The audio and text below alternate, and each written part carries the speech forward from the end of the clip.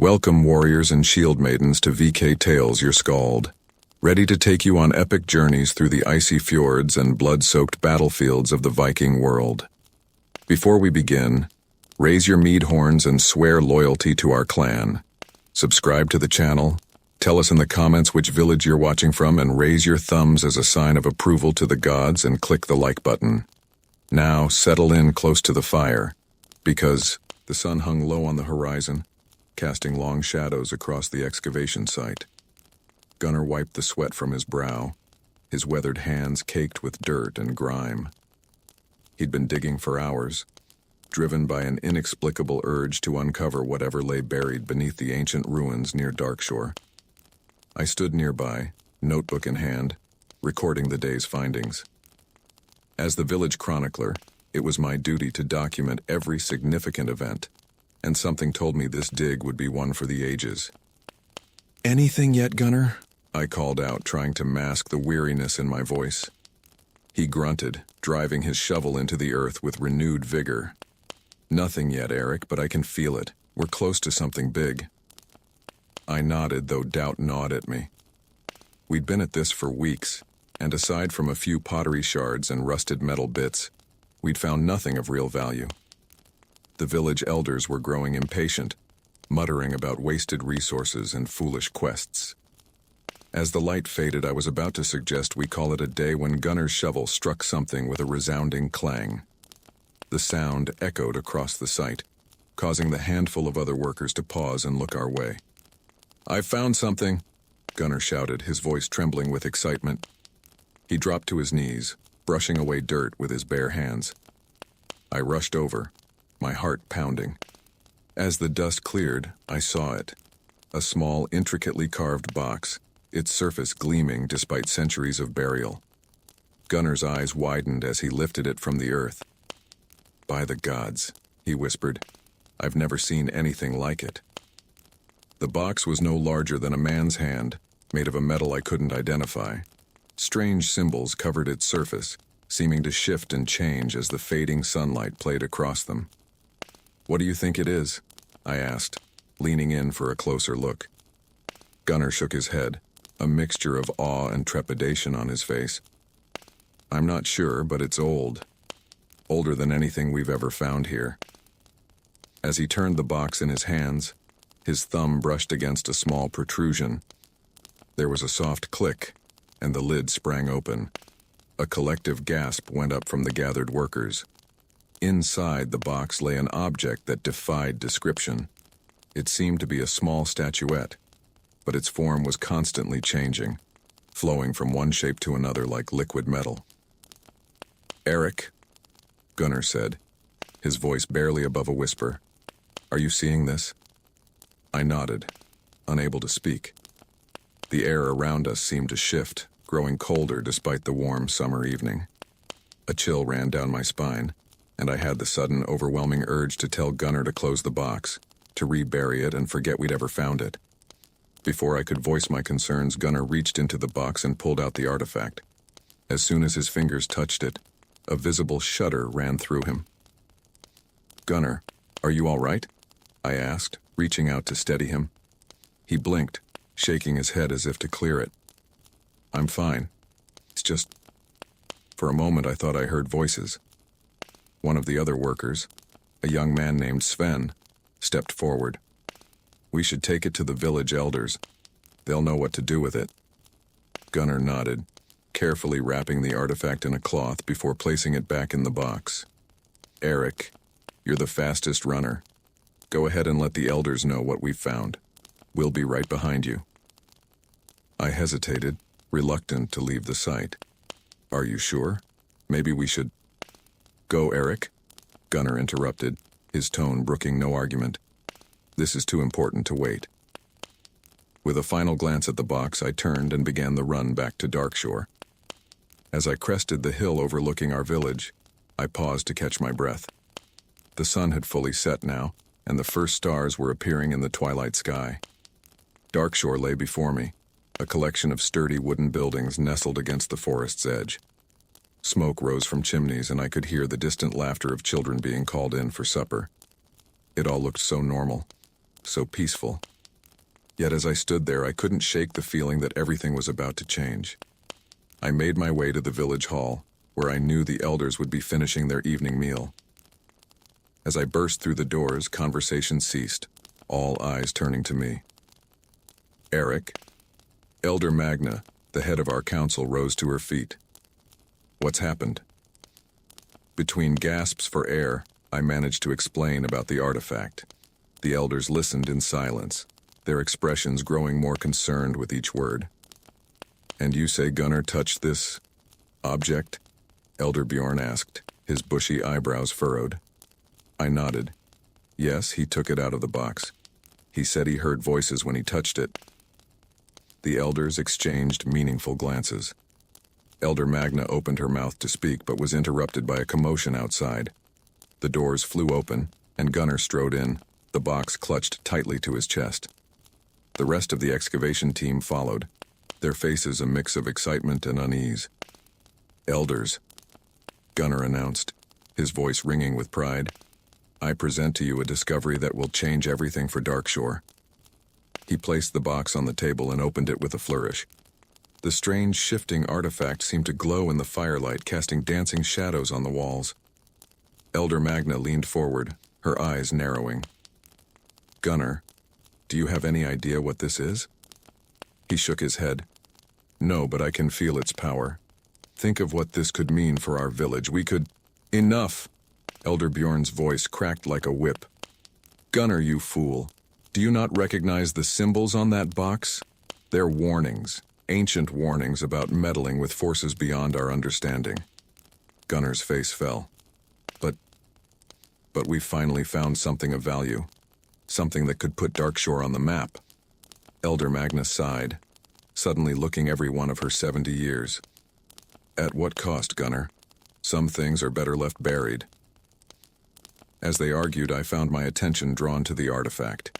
Its shifting form seemed to have taken on a more definite shape, that of a twisting, writhing mass of tentacles.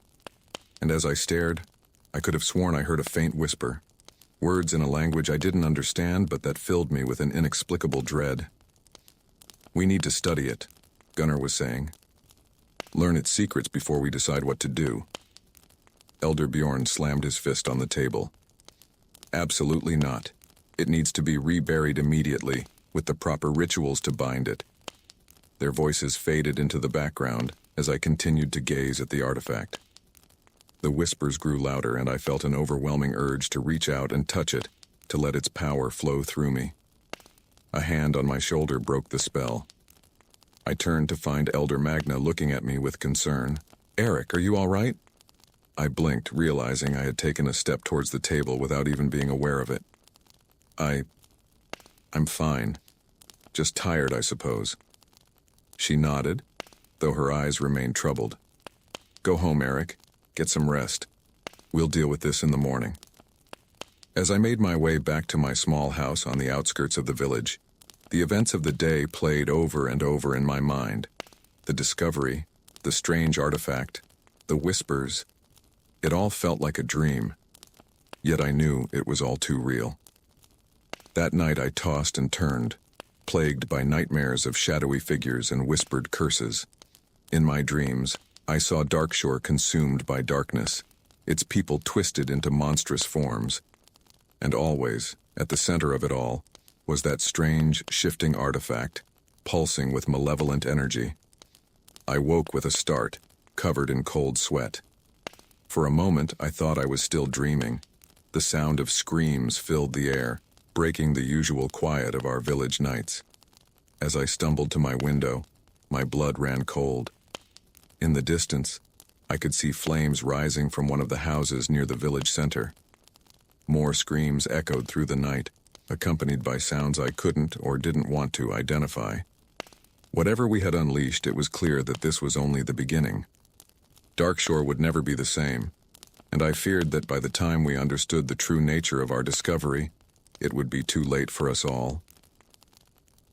The sun rose over Darkshore, but its warmth brought no comfort. I stood at the edge of Farmer Olaf's field, watching in disbelief as the once lush crops withered before my eyes. The wheat stalks, which had been green and vibrant just yesterday, now crumbled to dust at the slightest touch. Olaf himself stood beside me, his weathered face etched with lines of worry and confusion.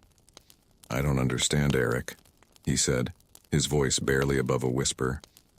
"I've been farming these lands for 40 years, never seen anything like this." I nodded, at a loss for words. How could I explain that I feared this was just the beginning, that the artifact we'd unearthed might be responsible for this inexplicable blight? "Maybe it's some kind of pest," I suggested weakly, knowing even as I spoke that no pest could cause such rapid and complete destruction. Olaf shook his head. "No pest I've ever seen. It's like the life's been sucked right out of the earth." As we stood there, other villagers began to arrive, drawn by the commotion. Gasps of shock and murmurs of fear rippled through the growing crowd. "What's happening to our village?" someone cried out. "It's a curse," shouted another. "The gods are punishing us." I turned to see Elder Magna making her way through the crowd, her face grim. She surveyed the ruined field, then turned to address the villagers. "Friends, please remain calm. We don't know what's caused this, but panic will not help us find a solution. For now, let's focus on taking stock of our remaining food supplies and—" Her words were cut off by a piercing scream from the other side of the village. We all turned to see a young boy running towards us, tears streaming down his face. "The animals!" he cried. "Something's wrong with the animals." Without waiting for instructions, I took off running towards the communal barn, the crowd following close behind. As we approached, the acrid smell of sickness and death filled the air. Inside the barn, the scene was one of chaos and horror. Cows lay on their sides, their eyes clouded and unseeing. Chickens thrashed about, feathers flying as they succumbed to some unseen ailment. And in the corner, our prized bull, the hope for next year's herd, stood swaying on unsteady legs, bloody foam dripping from its mouth. Lars, our village veterinarian, was already there, moving from animal to animal with increasing desperation. "Lars, what's happening?" I asked, trying to keep the panic from my voice. He looked up at me, his eyes wide with fear and confusion. "I don't know, Eric. It's like nothing I've ever seen. They're all dying, and I can't do anything to stop it." As if to punctuate his words, the bull in the corner let out a mournful bellow before collapsing to the ground with a heavy thud. The barn fell silent, save for the quiet whimpers of dying animals. Elder Magna pushed her way to the front of the crowd. "Lars, is there any chance this is a natural disease? Something that could have spread from another village?" Lars shook his head. "No disease I know of works this fast or affects so many different species at once. This is something else." A murmur of fear ran through the crowd. I could see the same thought reflected in everyone's eyes. What if we're next? As if in answer to that unspoken question, a woman's anguished cry cut through the air. "My child! Someone help my child!" We rushed out of the barn to find Ingrid, one of our youngest mothers, cradling her infant son. The baby's face was flushed with fever, his tiny body racked with tremors. "He was fine when I put him down for his nap," Ingrid sobbed. "I don't understand what's happening." Lars rushed to her side, gently taking the baby from her arms to examine him. His frown deepened as he placed a hand on the child's forehead. "He's burning up," Lars muttered. "We need to get him cooled down immediately." As Lars and Ingrid hurried off with the baby, more cries began to rise from the crowd. Other parents were noticing similar symptoms in their children: high fevers, body aches, and in some cases, strange markings appearing on their skin. I watched helplessly as panic began to spread through the village. Families rushed to check on their loved ones while others began to argue about the cause of these calamities. "It's that thing they dug up," someone shouted. "Gunnar and his foolish expedition brought this curse upon us." "We should never have disturbed the ancient ruins," another voice added. I felt a touch on my arm and turned to find Elder Magna looking at me with concern. "Eric, I need you to go find Gunnar. Bring him to the village hall immediately. We need to discuss what to do about the artifact." I nodded, grateful for a task to focus on. As I made my way through the village, the signs of distress were everywhere. People huddled in small groups, whispering fearfully. Others rushed about, gathering supplies as if preparing for a long siege. When I reached Gunnar's house, I found him sitting on his front step, his head in his hands. The artifact sat beside him, its surface seeming to writhe and shift in the morning light. "Gunnar," I called out, keeping my distance from the strange object. "The elders need to see you. It's urgent." He looked up at me, and I was shocked by his appearance. Dark circles ringed his eyes, and his skin had a sickly pallor. "It's happening, isn't it?" he asked, his voice hoarse. "Just like in the dreams." I frowned. "What dreams, Gunnar?" He shook his head, as if trying to clear it. "Ever since we found this thing, I've been having these visions. Darkness spreading over the village. People screaming. And always these whispers in a language I don't understand." A chill ran down my spine. His words echoed my own nightmares too closely for comfort. "Gunnar, we need to go. The elders are waiting." He nodded, slowly getting to his feet. As he reached for the artifact, I instinctively took a step back. Maybe you should leave that here," I suggested. Gunnar's eyes narrowed. "No. It needs to be protected, studied. It's the key to everything, don't you see?" Before I could argue further, he had scooped up the artifact and started walking towards the village hall. I hurried after him, unable to shake the feeling that with each step, we were heading towards an irreversible disaster. As we walked, I couldn't help but notice strange shadows seeming to flit at the edges of my vision. Every time I turned to look directly at them, they vanished, leaving me wondering if my eyes were playing tricks on me. "Do you see them too?"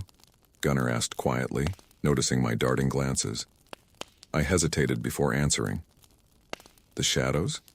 You see them as well?" He nodded grimly. "They're getting bolder. At first it was just in the corners of my eyes, but now..." He trailed off, his grip tightening on the artifact. We reached the village hall to find it packed with worried villagers. The elders sat at the front, their faces grave as they listened to reports of more crop failures, sick animals, and ailing children. As we entered, all eyes turned to us, or more specifically, to the artifact in Gunnar's hands. The room fell silent, a palpable tension filling the air.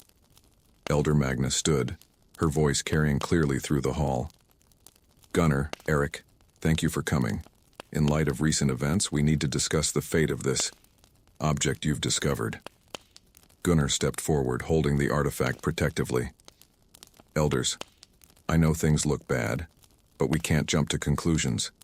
This artifact could be the greatest discovery in our village's history. We can't just..." "Enough," Elder Bjorn interrupted, his face red with anger. "Look around you, Gunnar.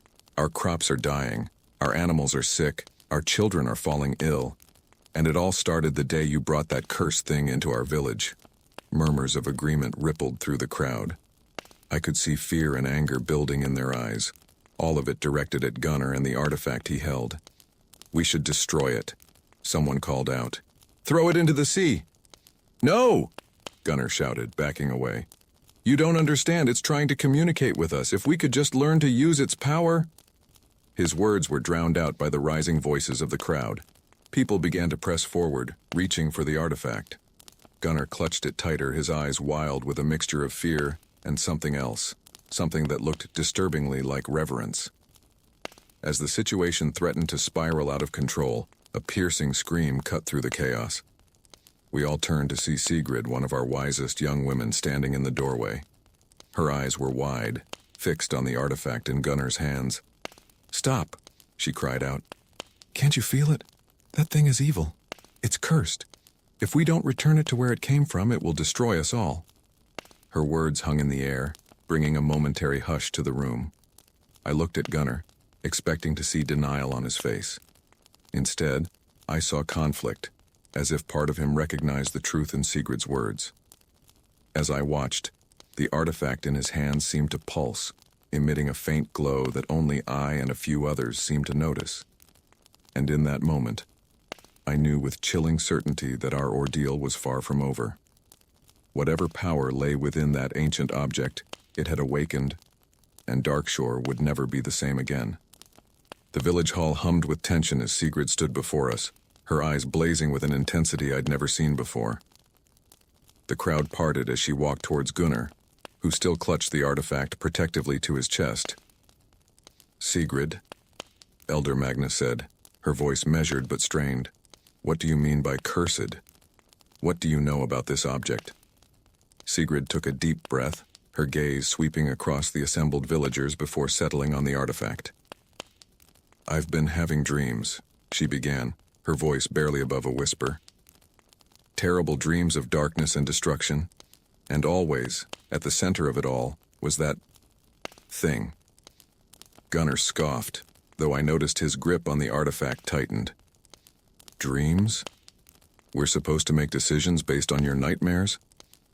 "Not just dreams," Sigrid countered, her voice growing stronger. "I've been reading the old texts in the village archives. There are stories, legends of ancient artifacts that brought ruin to entire civilizations. I believe this is one of them." A murmur ran through the crowd. Sigrid had always been known for her wisdom and knowledge of old lore, but this was beyond anything we'd heard before. Elder Bjorn leaned forward, his bushy eyebrows furrowed. "What kind of ruin, child? Speak plainly." Sigrid's eyes darkened. "The kind that doesn't just destroy bodies, but souls. The kind that twists the very fabric of reality. If we don't act soon, everything we know and love will be corrupted beyond recognition." Her words sent a chill through the room. I could see the fear in people's eyes, the way they instinctively drew back from Gunnar and the artifact he held. "So what do we do?" I found myself asking, surprising even myself with the steadiness in my voice. Sigrid turned to me, a glimmer of hope in her eyes. "We must return it," she said firmly. "Take it back to where it was found and perform the ancient rites to seal it away once more." "Absolutely not," Gunnar shouted, taking a step back. "We can't just throw away this opportunity. Think of what we could learn, the power we could harness." "Power!" Sigrid's voice dripped with scorn. "Look around you, Gunnar. Is this the kind of power you want? Our crops withering, our animals dying, our children falling ill?" The tension in the room was palpable. I could see the villagers divided, some nodding along with Sigrid's words, others looking uncertain, a few even seeming to side with Gunnar. Elder Magna raised her hands, calling for silence. "This is a grave decision, one that cannot be made lightly. We need time to consider all options to—" Her words were cut off by a commotion at the back of the hall. Lars, our veterinarian, burst through the doors, his face ashen. "The sickness," he gasped, struggling to catch his breath. "It's spreading to the adults now. We have at least a dozen new cases in the last hour alone." The news sent a wave of panic through the crowd. People began shouting, some demanding immediate action, others calling for Gunnar's head. In the chaos, I saw Sigrid move. With a swiftness that surprised me, she lunged forward and snatched the artifact from Gunnar's hands. The moment her fingers touched it, she let out a gasp, her eyes rolling back in her head. "Sigrid!" I cried out, rushing to her side. But before I could reach her, her eyes snapped open, glowing with an otherworldly light. When she spoke, her voice was not her own. It was deeper, resonating with power that made the very air vibrate. "The key to salvation lies in the journey's end. Return what was taken, or face oblivion." As suddenly as it had come, the strange power left her. Sigrid swayed on her feet, and I caught her just before she collapsed. The hall fell silent, all eyes on Sigrid's unconscious form and the artifact that now lay on the floor, its surface swirling with strange patterns. Elder Magna was the first to recover. "It seems," she said slowly, "that we have our answer. The artifact must be returned." Gunnar opened his mouth to protest, but Elder Bjorn cut him off. "Enough, Gunnar. You've done enough damage. This is no longer your decision to make. As the elders began to discuss the logistics of the return journey, I focused on Sigrid, who was starting to stir in my arms. "Eric?" she murmured, her eyes fluttering open. "What happened?" I helped her to her feet, keeping a steadying hand on her arm. "You touched the artifact," I explained softly. "It did something to you. You spoke with a voice that wasn't your own." Sigrid's eyes widened as the memory seemed to return to her. "I saw it, Eric," she whispered, her voice trembling. "I saw what will happen if we fail. We have to return the artifact, we have to." I nodded, a sense of purpose settling over me. "We will," I assured her. "But how? The journey back to the ruins will be dangerous, especially with everything that's happening in the village." Sigrid straightened, a determined look coming over her face. "We'll need a small group," she said. "People we can trust who are strong enough to make the journey and resist the artifact's influence." As we discussed potential members for our group, I couldn't help but notice the way the villagers were looking at us. Some with hope, others with suspicion, and a few with outright hostility. Gunnar, in particular, was glaring at us from across the room. There was something in his eyes that unsettled me, a hunger, a desperation that hadn't been there before. "We'll need to watch him," Sigrid murmured, following my gaze. "The artifact has already begun to corrupt him. He may try to stop us." I nodded grimly. "Who else should we bring?" Sigrid scanned the room, her eyes settling on a few individuals. "Astrid, the hunter. Her skills will be invaluable on the journey. And Leif, the blacksmith. We may need his strength and his ability to work with metals if we encounter any ancient mechanisms." As we continued to plan, I felt a mix of emotions swirling within me. Fear of the unknown dangers we would face, determination to save our village, and a growing sense of excitement at the prospect of this quest. But underlying it all was a nagging doubt. What if we were wrong? What if returning the artifact didn't solve anything? Or worse, what if Gunnar was right, and we were throwing away something of immense value? Sigrid seemed to sense my inner turmoil. She placed a hand on my arm, her touch grounding me. "I know you have doubts, Eric," she said softly, "but trust in what you've seen with your own eyes. The artifact brings nothing but destruction.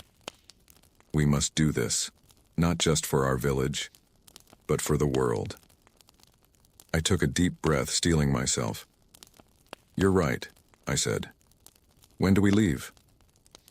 "At first light tomorrow," Sigrid replied. "We'll need to gather supplies and prepare as best we can. And Eric," she added, her voice dropping to a whisper, "we can't let Gunnar know our plans. He'll try to stop us." I nodded, understanding the gravity of the situation. As I looked around the village hall, at the faces of my friends and neighbors twisted with fear and uncertainty, I realized that everything rested on our shoulders now. The artifact sat on a table at the center of the room, silent and seemingly innocuous.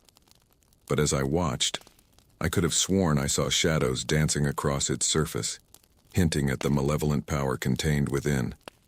Tomorrow, I thought, we would set out on a journey that would either save our village or doom it entirely.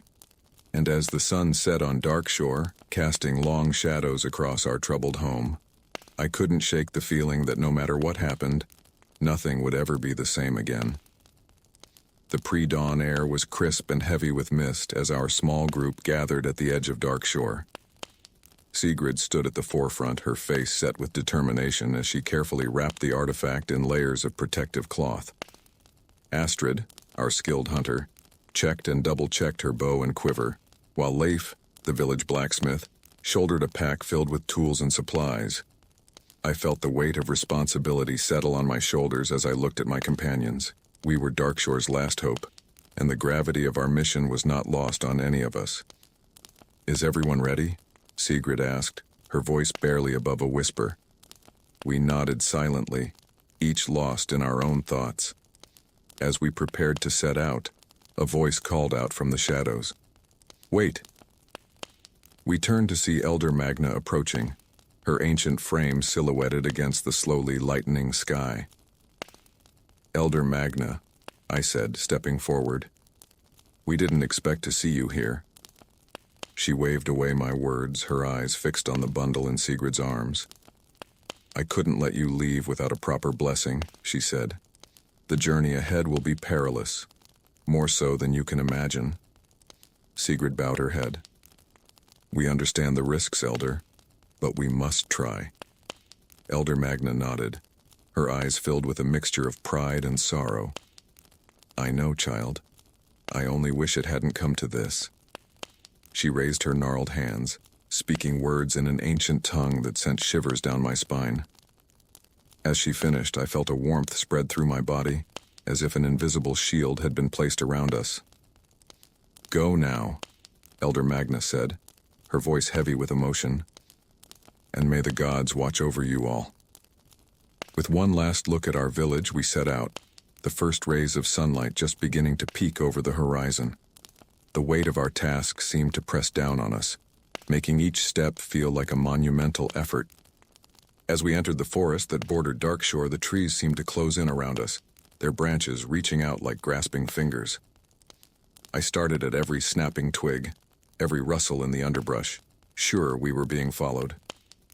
Eric, Astrid's voice cut through my paranoia. You need to calm down. Your nervousness is making us all jumpy. I took a deep breath, trying to center myself. You're right, I'm sorry. It's just, I can't shake the feeling that we're being watched. Leaf grunted, his hand resting on the haft of his hammer. I feel it too. This forest, it's not natural. Sigrid, who had been leading our group, stopped suddenly. It's the artifact, she said, her voice tight. Its influence is spreading, corrupting everything around it. We need to move faster. We picked up our pace, pushing through the increasingly dense undergrowth. As we traveled, I couldn't help but notice the strange changes in our surroundings. Plants that should have been familiar looked twisted and wrong, their leaves an unnatural shade of purple. Once, I could have sworn I saw a rabbit watching us from a thicket, its eyes glowing an eerie red. As midday approached, we paused in a small clearing to rest and eat. The silence that had enveloped us since leaving Darkshore finally broke as Leaf spoke up. So, Sigrid, he said, taking a bite of dried meat. You never did tell us exactly where we're going, just how far are these ruins? Sigrid hesitated, her hand unconsciously tightening on the wrapped artifact. It's complicated, she admitted. The texts I studied weren't exactly clear on the location, but I believe we need to head towards the Misty Mountains, to a place known as the Valley of Echoes. I frowned, recalling old tales I'd heard as a child. The Valley of Echoes? But that's just a legend, isn't it? Sigrid shook her head. Many legends have their roots in truth, Eric. And given what we've seen, are you really willing to dismiss anything as impossible? Before I could respond, Astrid held up a hand, her body tensing. Quiet, she hissed. We're not alone. We froze, straining our ears. For a moment, all I could hear was the pounding of my own heart. Then, I caught it, the sound of footsteps, trying and failing to move stealthily through the underbrush. Astrid knocked an arrow, her eyes scanning the tree line. Show yourself, she called out. We know you're there.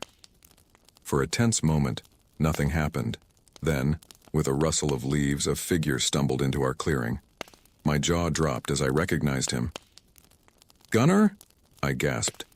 What in the world are you doing here? Gunnar looked terrible. His clothes were torn and dirty, his face scratched from pushing through the forest. But it was his eyes that truly alarmed me. They were wild, almost feverish, and fixed solely on the bundle in Sigrid's arms. I couldn't let you take it, he panted. You don't understand. It's not a curse, it's a gift. It showed me things, wonderful things. Sigrid took a step back, clutching the artifact closer. Gunnar, listen to yourself. This thing is poisoning your mind. You need to go back to the village. Gunnar's face twisted into a snarl. No, I won't let you destroy our only chance at true power. With surprising speed, he lunged towards Sigrid.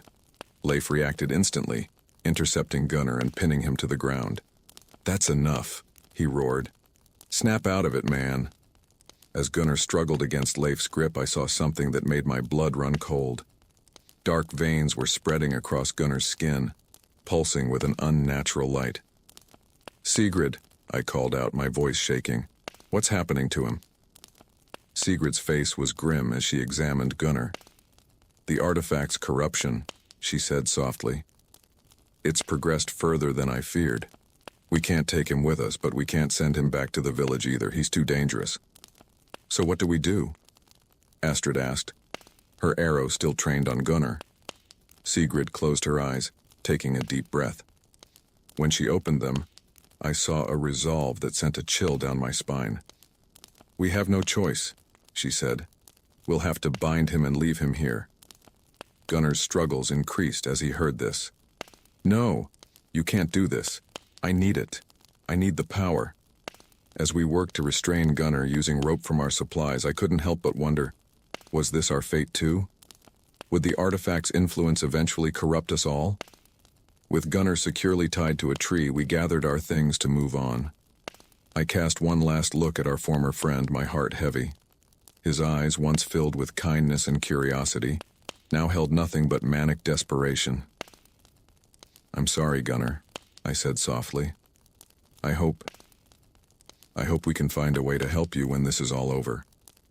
As we continued our journey, the forest seemed to grow darker and more oppressive. The very air felt thick, as if we were walking through a miasma of ancient, malevolent energy. "We should make camp soon," Astrid suggested as the last light of day began to fade. "It's not safe to travel these woods at night." We found a small clearing and set about making camp. As Leif worked to start a fire, I noticed Sigrid sitting apart from the group, her eyes closed in deep concentration. "Sigrid?" I approached cautiously. "Are you all right?" She opened her eyes, and for a moment I thought I saw a flicker of that otherworldly light from before. "I'm fine, Eric," she said, though her voice sounded strained. "I'm just trying to listen." "Listen to what?" She gestured vaguely around us. "To everything. The forest, the earth, the artifact. There are whispers, Eric. Warnings and promises, threats and temptations. We must be vigilant." As night fell fully, we gathered around the fire, each lost in our own thoughts. The gravity of our quest weighed heavily upon us, along with the knowledge of what we'd had to do to Gunnar. I volunteered for the first watch, unable to shake the feeling of unease that had settled over me. As my companions drifted off to sleep, I stared into the darkness beyond our camp, my hand resting on the hilt of my sword. Every shadow seemed to move, every sound a potential threat. And always, I felt eyes watching us from the darkness. Whether they belonged to animals, spirits, or something far worse, I couldn't say. As the night wore on, one thing became increasingly clear. Our journey had only just begun, and the true challenges still lay ahead.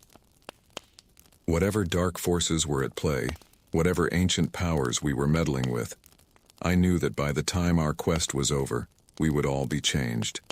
For better or for worse, remained to be seen. The pale light of dawn was just beginning to filter through the dense canopy when we broke camp. The night had passed without incident, but none of us had slept well. The forest seemed to press in around us, its very air thick with an oppressive energy that set our nerves on edge. Sigrid led the way, her steps sure despite the increasingly treacherous terrain. The artifact, still wrapped in its protective cloth, was secured to her back. I couldn't help but notice how she would occasionally shudder, as if fighting off an unseen force. "How much farther to the Valley of Echoes?" Leif asked, his normally booming voice hushed in deference to our eerie surroundings. Sigrid paused, consulting an ancient map she'd brought from the village archives. "If my calculations are correct, we should reach the outskirts by nightfall, but—" She hesitated, her brow furrowing.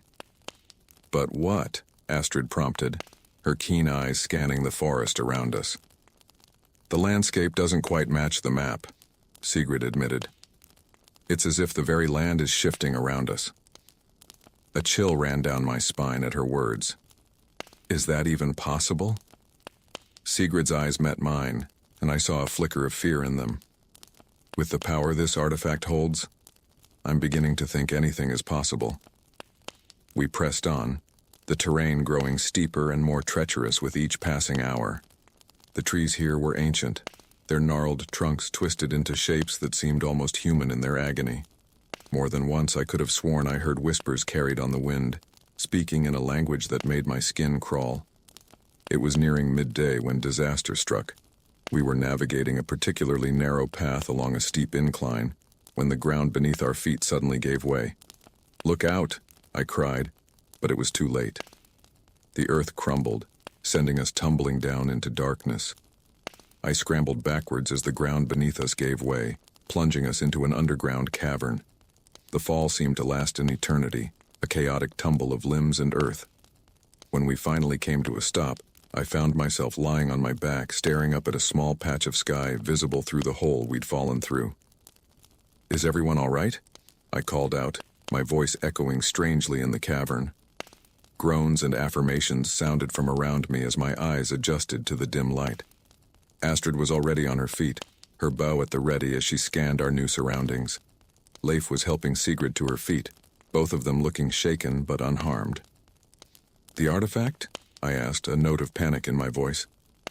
Sigrid patted the bundle on her back, nodding grimly. "Safe, though I fear this fall was no accident." As we took stock of our situation, the true nature of our predicament became clear. We had fallen into some sort of ancient underground complex.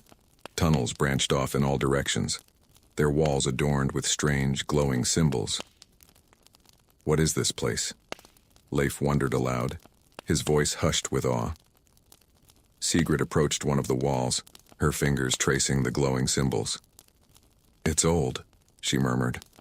"Older than anything I've ever seen. These markings, they're similar to those on the artifact." A sense of unease settled over me as I realized the implications of her words.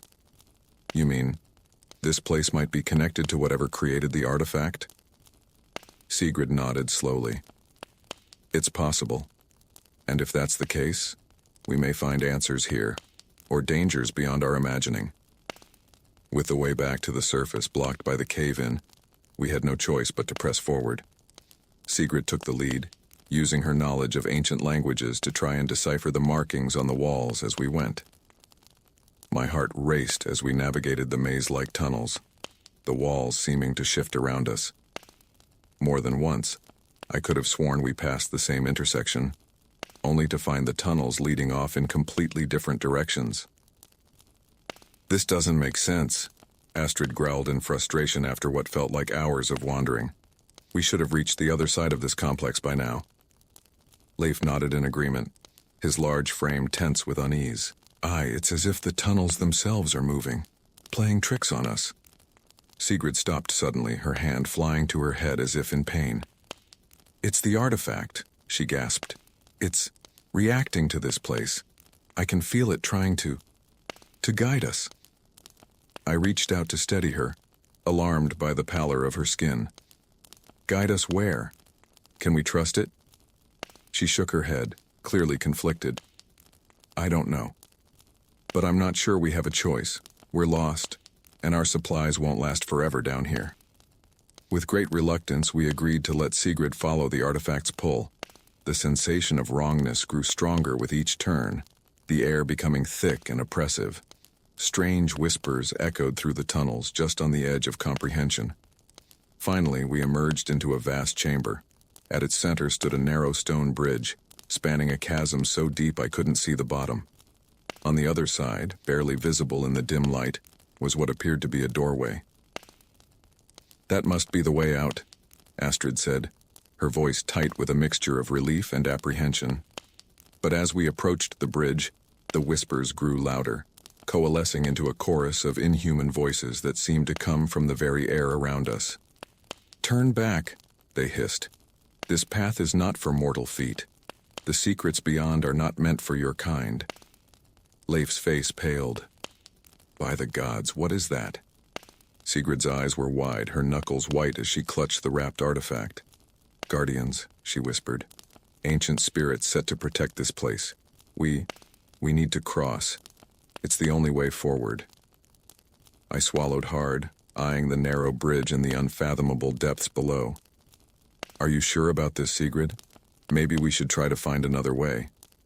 She shook her head, a look of grim determination settling over her features. No, Eric.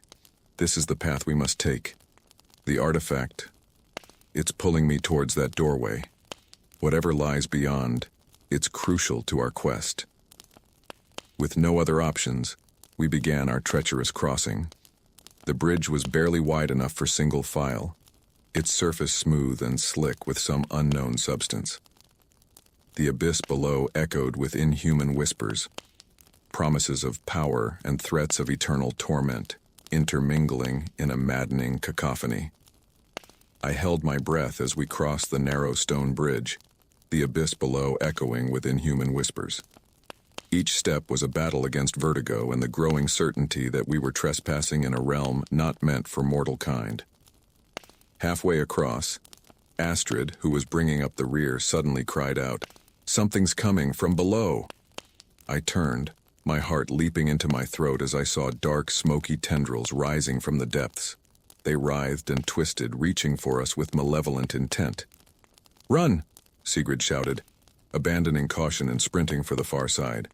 We followed, our feet pounding on the ancient stone as the whispers rose to a deafening shriek. I could feel the cold touch of the tendrils at my heels, spurring me on with primal terror. With a final, desperate lunge, we threw ourselves through the doorway on the far side. As soon as we crossed the threshold, a barrier of shimmering energy sprang into existence behind us, cutting off the pursuit of the smoky tendrils. We lay there for a moment, gasping for breath, our hearts pounding in our ears. The silence after the chaos of the bridge crossing was almost deafening. Is everyone all right?" I managed to ask between gulps of air. Nods and murmured affirmations answered me as we slowly picked ourselves up. As the adrenaline faded, I took in our new surroundings. We were in a small, circular chamber, its walls covered in the same glowing symbols we'd seen throughout the complex. At the center stood a pedestal upon which rested a strange, crystalline object.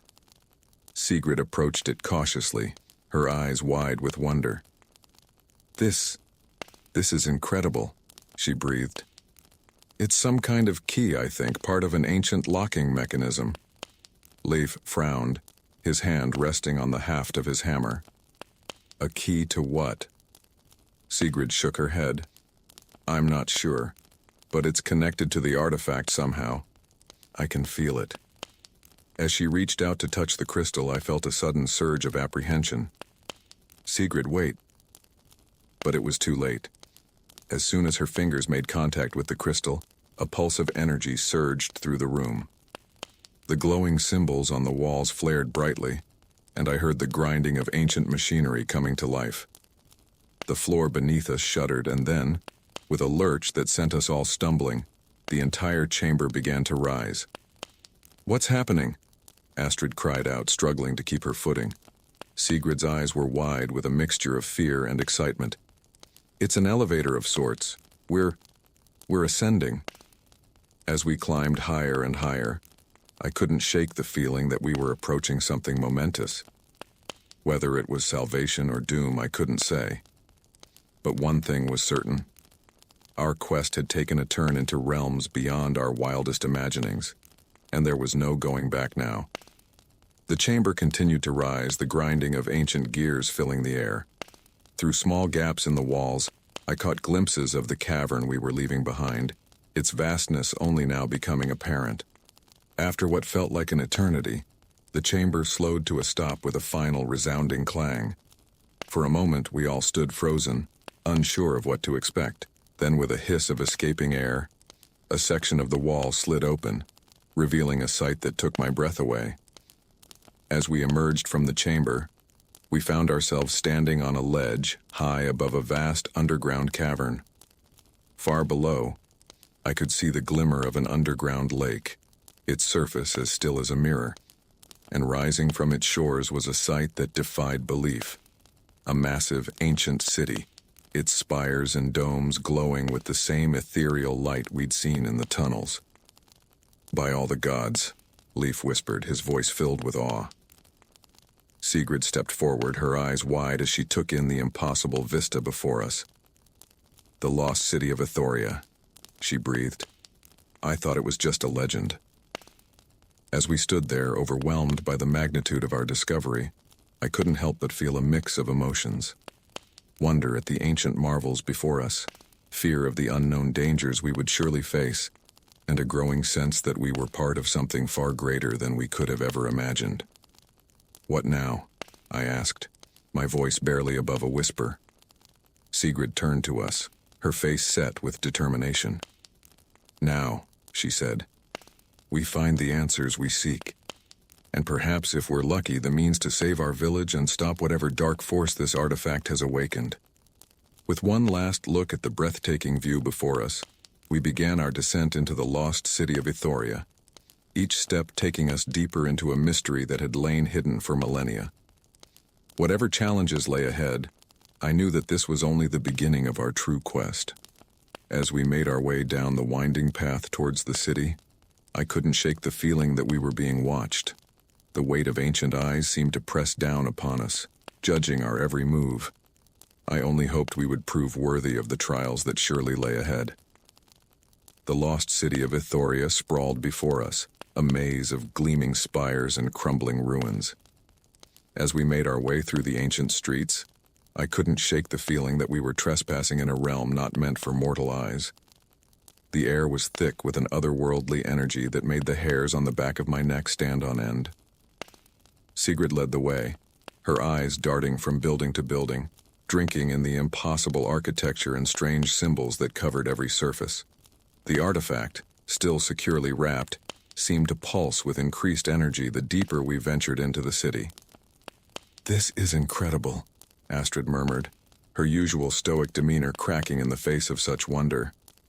"How could a place like this have remained hidden for so long?" Leif grunted, his hand never straying far from his hammer. "More importantly, what's kept it hidden, and what else might be lurking here?" I shared Leif's unease. For all its beauty, there was something undeniably alien about Ithoria. The angles of the buildings seemed to defy natural geometry, and more than once I caught glimpses of movement in the shadows that vanished when I turned to look directly at it. As we reached what appeared to be a central plaza, Sigrid called for a halt. "We need to rest and regroup," she said, her voice tinged with exhaustion. "And we need to figure out our next move." We found shelter in the remains of what might have once been a temple. As Leif worked to start a small fire, I couldn't help but notice the tension that had been building in our group since we entered the city. Astrid paced restlessly, her keen eyes constantly scanning our surroundings. Leif's usual jovial demeanor had been replaced by a grim silence, and Sigrid seemed to be fighting some internal battle, her face alternating between expressions of wonder and pain. As we huddled around the fire, sharing what remained of our dwindling supplies, I decided to broach the subject that had been weighing on my mind. "Sigrid," I began cautiously, "what exactly are we looking for here? You said this place might hold the key to saving our village, but..." She looked up, her eyes briefly flashing with that strange otherworldly light I'd seen before. "The artifact is part of something larger," she said. "A system of some kind, created by the ancient Ithorians. If we can understand it, learn to control it, we might be able to reverse its effects." Leif frowned. "And if we can't? What then?" Sigrid's face hardened. "Then we destroy it, completely and utterly, so that its power can never be misused again." A heavy silence fell over our group. The magnitude of our task, the fate of not just our village but potentially the entire world, weighed heavily upon us. As the night wore on, sleep proved elusive. The city never truly fell silent, strange whispers and distant echoes keeping us all on edge. I volunteered for first watch, hoping that focusing on our immediate surroundings might quiet the tumult in my mind. It was during those quiet hours that I first noticed something was amiss. Subtle at first, a rustle of movement, a whispered conversation quickly silenced. But as the night progressed, a sickening realization began to dawn on me. Someone in our group was planning something, and given the furtive glances I caught being cast toward Sigrid and the artifact, I had a horrible feeling I knew what it was. When Astrid relieved me for the second watch, I tried to push my suspicions aside. Surely, after all we'd been through, none of us would betray the others. But the seed of doubt had been planted, and it refused to be ignored. Morning, if it could be called that in this sunless realm, brought no relief. As we prepared to continue our exploration of the city, the tension in our group was palpable. Conversations were clipped, trust clearly eroding with each passing hour. Sigrid seemed oblivious to the change, her focus entirely on deciphering the city's secrets. As we made our way through a series of interconnected plazas, she would stop frequently to examine inscriptions or confer with the strange energies emanating from the artifact. It was during one of these pauses that everything fell apart. I had fallen slightly behind the group, lost in my own thoughts, when I heard a commotion up ahead. Rushing forward, I came upon a scene that would be forever seared into my memory. Leif stood over Sigrid, who had been knocked to the ground. In his hands he held the artifact, its wrappings torn away, its surface pulsing with malevolent energy. "Leif!" I cried out, drawing my sword. "What are you doing?" He turned to me, and I recoiled at the sight of his face. Dark veins pulsed beneath his skin, his eyes glowing with an unnatural light. When he spoke, his voice was a twisted parody of its former warmth. "Can't you feel it, Eric?" he said, caressing the artifact. "The power? We were fools to think of destroying this. With it, we could reshape the world." Astrid had her bow drawn, arrow nocked and aimed at Leif's heart. "Put it down, Leif," she growled. "Don't make me do this." Sigrid struggled to her feet, her face a mask of pain and betrayal. "Leif, please," she pleaded. "The artifact is corrupting you. This isn't who you are." For a moment, I saw a flicker of doubt cross Leif's face, but then his features hardened and he took a step back. "You're wrong," he snarled. "This is who I truly am, who we all could be if you weren't too weak to seize the power in front of you." What happened next seemed to unfold in slow motion. Leif raised the artifact above his head, dark energy crackling around him. Astrid loosed her arrow, but it disintegrated before it could reach its target. Sigrid lunged forward, her hands outstretched towards the artifact. And then, with a sound like reality itself tearing apart, a portal opened behind Leif. Swirling energies of impossible colors filled the air, and I felt myself being pulled towards it. "No!" I shouted, driving my sword into a crack in the stone to anchor myself. Astrid managed to grab onto a nearby pillar, but Sigrid wasn't so lucky. With a cry of despair, she was pulled into the vortex. Without thinking, I let go of my sword and dove after her, Leif's maniacal laughter ringing in my ears as the portal swallowed us whole. The sensation of falling through the portal was unlike anything I had ever experienced. It felt as if my very being was being stretched and compressed, pulled apart and put back together in impossible ways. Colors I had no names for flashed before my eyes, and sounds that defied description filled my ears. Through it all, I kept my focus on one thing: Sigrid. I could see her form tumbling through the chaos ahead of me, and with every ounce of will I possessed, I reached out to her. Our fingers touched, then clasped. I pulled her close, wrapping my arms around her as we hurtled through the unknown. I could feel her trembling, her breath coming in short, panicked gasps. "Hold on," I shouted, though I wasn't sure if sound even existed in this place. "Whatever happens, don't let go." Just when I thought I could endure no more, when I was certain that we would be lost forever in this mind-bending realm between worlds, everything stopped. We crashed onto solid ground, the impact driving the air from my lungs. For a long moment I simply lay there, eyes squeezed shut, trying to convince myself that we had survived. Slowly, cautiously, I opened my eyes. We were in a vast cavern, its walls glowing with the same ethereal light we had seen in Ethoria. But this was not the lost city. This place felt older, wilder, as if we had stumbled into the very heart of the earth itself. Sigrid stirred in my arms, and I helped her sit up. She looked around, her eyes wide with a mixture of fear and wonder. "Where are we?" she whispered. I shook my head. "I don't know, but we're alive, and we're together. That's something at least."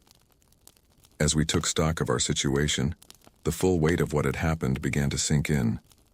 Leif's betrayal, the loss of the artifact, our separation from Astrid, it was almost too much to bear. Sigrid's face crumpled, and for the first time since I had known her, I saw her break down. Sobs racked her body as she curled in on herself. "It's all my fault," she cried. "I should have seen what was happening to Leif.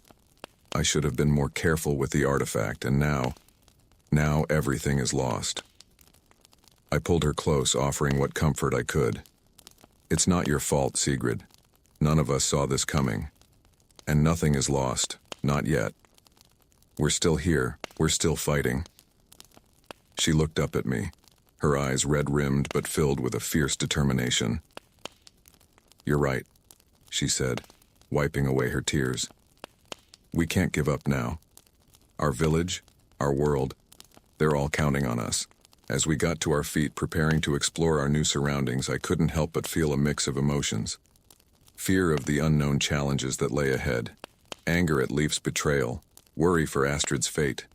But underneath it all, there was a glimmer of hope. We had come this far, faced impossible odds, and survived. Whatever this strange new realm held for us, whatever trials we would face, I knew one thing for certain: we would face them together.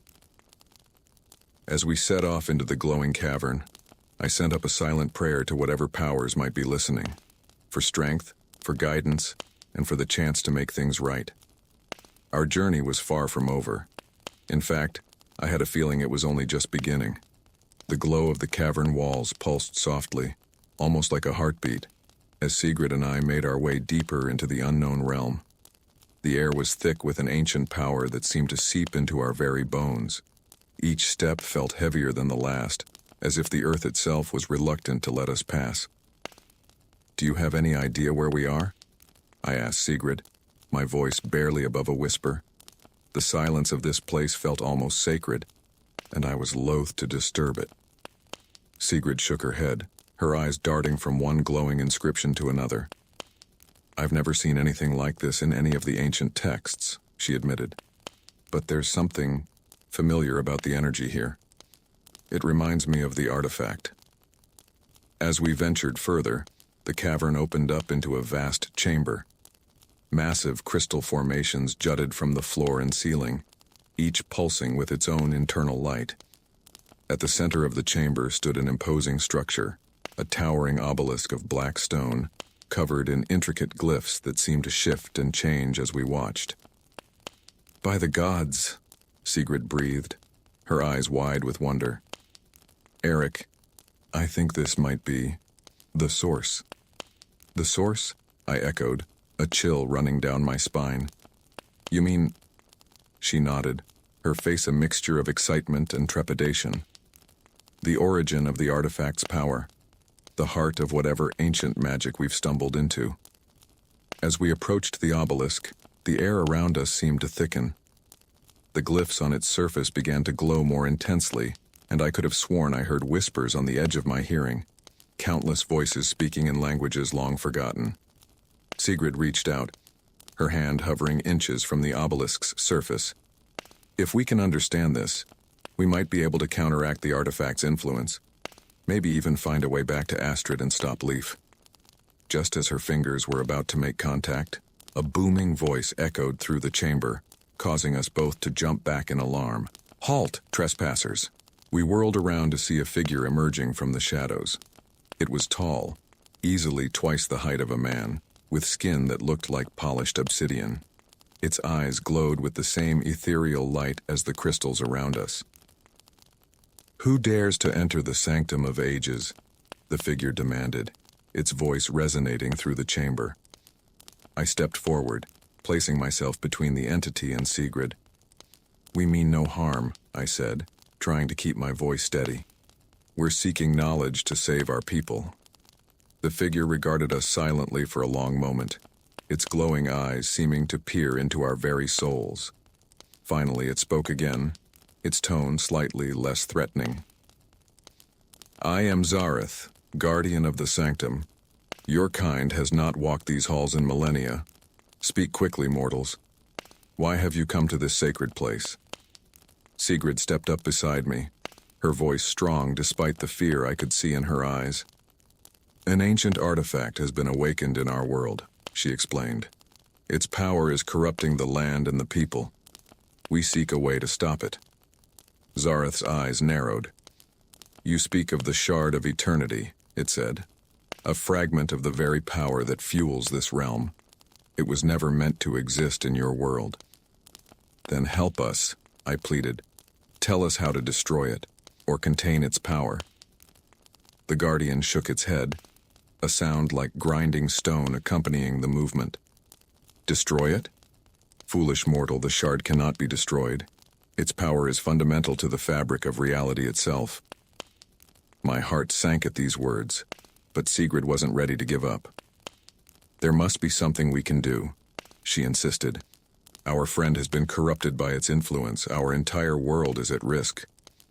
Zareth was silent for a long moment, its glowing eyes shifting between us. Finally it spoke again, its voice carrying a hint of... was that sympathy? Perhaps there is a way," it said slowly. "But the path is perilous and few have ever survived the trials." "We'll do whatever it takes," I said firmly, meeting the Guardian's gaze. "Our people are counting on us." Zareth nodded solemnly. "Very well. To master the power of the shard, you must undergo the rite of attunement. It will test you in ways you cannot imagine, push you to the very limits of your being. If you succeed, you will gain the knowledge and power to control the shard. If you fail..." The Guardian left the consequence unspoken, but the implication was clear. Failure would mean our doom. Sigrid and I exchanged a look. In her eyes I saw the same determination I felt in my own heart. We had come too far to turn back now. "We'll do it," Sigrid said, her voice unwavering. "What must we do?" Zareth gestured towards the obelisk. "Place your hands upon the Pillar of Eternity. It will read your essence and create a trial unique to each of you. Remember, the challenges you face will be manifestations of your own fears, doubts, and desires. To overcome them, you must confront the darkest parts of yourselves." With a deep breath, Sigrid and I approached the obelisk. As we placed our hands on its cool surface, I felt a jolt of energy course through my body. The world around us began to shimmer and fade, the cavern dissolving into a swirling vortex of light and shadow. The last thing I heard before reality slipped away entirely was Zareth's voice, echoing as if from a great distance. "May the wisdom of the ancients guide you, mortals. For the sake of your world, I hope you prove worthy." And then, we were falling. Falling through memories and dreams, through fears and hopes, through past and future. I caught glimpses of familiar faces. My parents, the villagers of Darkshore, Astrid, and even Leif before his betrayal. But they flickered past too quickly to grasp, like leaves caught in a whirlwind. When the world finally solidified around me, I found myself standing alone in a place I knew all too well, the center of Darkshore. But this was not the village I had left behind. The buildings were in ruins, the streets empty save for the shuffling forms of the corrupted. The sky above was a sickly green, pulsing with unnatural energy. "Eric." Taking a deep breath, I stood my ground. "No," I said, my voice growing stronger with each word. "This isn't real, and it isn't inevitable. Our future isn't set in stone. As long as we keep fighting, keep believing in ourselves and each other, there's hope." I looked my corrupted self in the eye, no longer afraid. "You're not my future. You're just my fear-given form, and I refuse to let fear control me." As I spoke these words, I felt a surge of power within me. The corrupted figures began to waver and fade, like mist before the morning sun. The ruined village around me shimmered and dissolved, replaced once more by the glowing cavern and the pillar of eternity. I stumbled back, gasping for breath, to find Sigrid doing the same beside me. Her face was pale, her eyes wide with the echoes of whatever trial she had faced. But there was also a new strength in her gaze, a resolute determination that mirrored what I felt in my own heart. Zareth materialized before us, its glowing eyes regarding us with what I could have sworn was approval. "You have passed the first trial," the Guardian intoned. "But your journey is far from over. Steel yourselves, mortals. The true test is yet to come."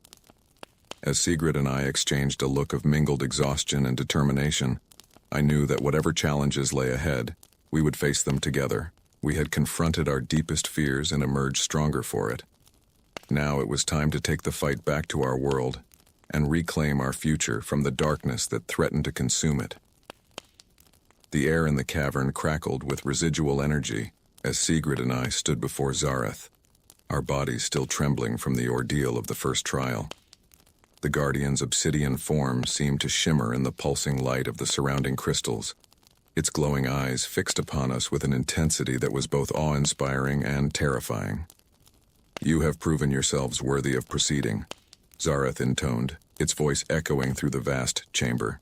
"But know this, the trials that lie ahead will test not just your individual strengths, but the bond between you. Are you prepared to face what comes next?" I glanced at Sigrid, seeing in her eyes the same mix of determination and apprehension that I felt. We nodded in unison. "We are," Sigrid replied, her voice steady despite the exhaustion evident in her posture. Zareth gestured towards a previously unseen archway that had materialized in the cavern wall. "Then enter the Crucible of Souls. There, you will face the ultimate test of your resolve, your wisdom, and your connection to each other." As we approached the archway, I felt a growing sense of unease. "Sigrid," I whispered, "whatever happens in there, we stick together, all right?" She squeezed my hand in response, a gesture of solidarity that sent warmth spreading through my chest. "Always," she murmured. With a deep breath, we stepped through the archway together. The world around us shifted and blurred, colors swirling in a dizzying kaleidoscope before resolving into a new scene. We found ourselves standing on a narrow stone bridge, spanning an impossibly vast chasm. Far below, I could see swirling mists that pulsed with an otherworldly light. At the center of the bridge stood a figure that made my heart skip a beat, Leif. But this wasn't the corrupted version we had last seen in Ethoria. This Leif looked as he had when we first set out on our journey, his face free of the dark veins that had marked his corruption. "Eric? Sigrid?" Leif called out, his voice filled with confusion and relief. "By the gods, I thought I'd never see you again. Where are we? What happened after the portal?" I felt Sigrid tense beside me, her hand tightening on mine. "This isn't real," she whispered. "It's part of the trial. It has to be." But looking at Leif, at the friend I had known for years before the artifact's corruption took hold, I felt my certainty waver. What if this was real? What if we had been given a chance to save him? "Leif," I called back, taking a cautious step forward. "Are you yourself? Do you remember what happened in Ethoria?" Leif's face clouded with confusion. "Ethoria? Eric, what are you talking about? The last thing I remember is crossing the bridge in that underground city. Everything after that is hazy." As we conversed, I noticed something strange. The bridge beneath our feet seemed to be slowly crumbling, fragments of stone breaking away and falling into the misty abyss below. Sigrid noticed it too. "We need to get off this bridge," she said urgently. "It's collapsing." Leif looked around, panic spreading across his features. "There's no way off. We're trapped." I scanned our surroundings frantically, looking for any means of escape. That's when I saw it, a small platform floating in the air near the edge of the bridge. It looked barely big enough for two people, There, I pointed. We can jump to that platform. As we moved towards it, the bridge's deterioration accelerated. Cracks spread across its surface like spider webs, chunks of stone falling away with increasing frequency. We reached the edge of the bridge, the floating platform tantalizingly close. But as I prepared to jump, a horrible realization dawned on me. The platform was indeed only big enough for two. Leif seemed to realize this at the same moment. "You two go," he said, his voice heavy with resignation. I think I understand now. This is my penance, isn't it? For what I did under the artifact's influence." Sigrid shook her head vehemently. "No, we're not leaving you behind. There has to be another way." But even as she spoke, I could see the conflict in her eyes. We had come so far, overcome so much. Could we really throw it all away now? The bridge gave another ominous crack, reminding us that time was rapidly running out. I looked at Leif, my oldest friend, the man who had stood by my side through countless challenges before succumbing to the artifact's corruption. Then I looked at Sigrid, the woman who had become my partner in this impossible quest, whose strength and wisdom had carried us this far.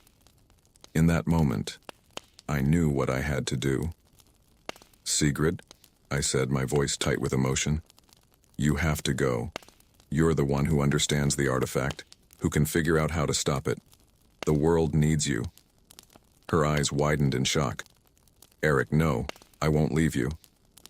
I managed to smile, though my heart was breaking. "You have to.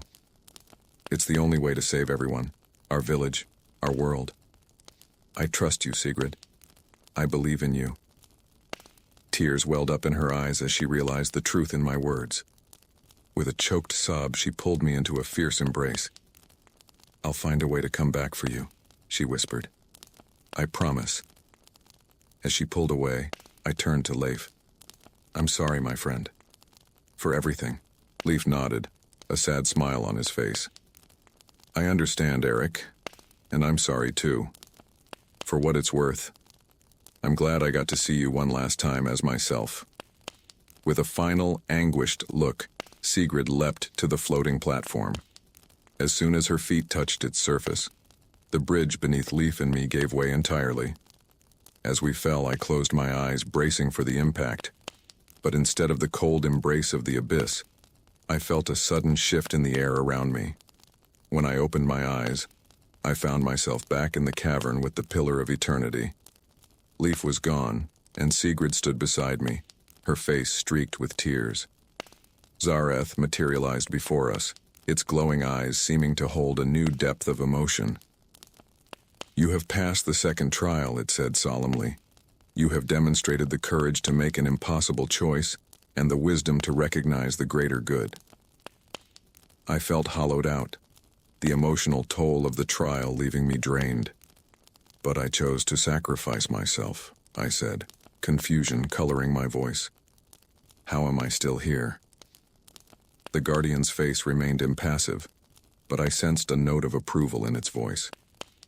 "The crucible of souls does not test your willingness to die, but your willingness to live for a purpose greater than yourself. By choosing to stay behind, you proved your dedication to your quest and your trust in your companion." Sigrid stepped forward, her eyes blazing with a mixture of relief and determination. "What now? We've passed your trials. Will you help us stop the artifact?" Zareth nodded, a gesture that sent ripples of light cascading across its obsidian form. "You have proven yourselves worthy of the knowledge you seek. Approach the Pillar of Eternity once more, and receive the wisdom of the ancients." With trepidation, we placed our hands on the obelisk's smooth surface. This time, instead of plunging us into a vision, I felt knowledge pouring into my mind like a torrent. Images, symbols, and concepts beyond my comprehension flashed through my consciousness, leaving behind a residue of understanding that both exhilarated and terrified me. When the flood of information finally ceased, I staggered back, my head spinning. Beside me, Sigrid looked equally overwhelmed. "By the gods," she breathed, her eyes wide with wonder. "Eric, do you realize what this means? We know how to control the artifact now. We can stop its corruption." I nodded, still trying to process the vast amount of information we'd received. But it won't be easy. We'll need to return to our world, confront Leaf, and perform a complex ritual to seal the artifact's power. Zareth's voice cut through our excitement. Remember, mortals, knowledge is but the first step. The path ahead will be fraught with danger. The artifact's influence has had time to spread in your absence, and those under its sway will not relinquish its power willingly. The Guardian waved its hand, and a shimmering portal appeared in the air before us. This will return you to your world, to the moment you left it. Are you prepared for what awaits you there?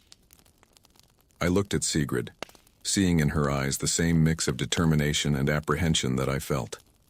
We had come so far, faced unimaginable challenges, and grown in ways I never thought possible. Whatever trials lay ahead, I knew we would face them together. We're ready, I said, my voice steady with newfound resolve. Sigrid nodded in agreement. Thank you, Zareth, for everything. We won't let this knowledge go to waste.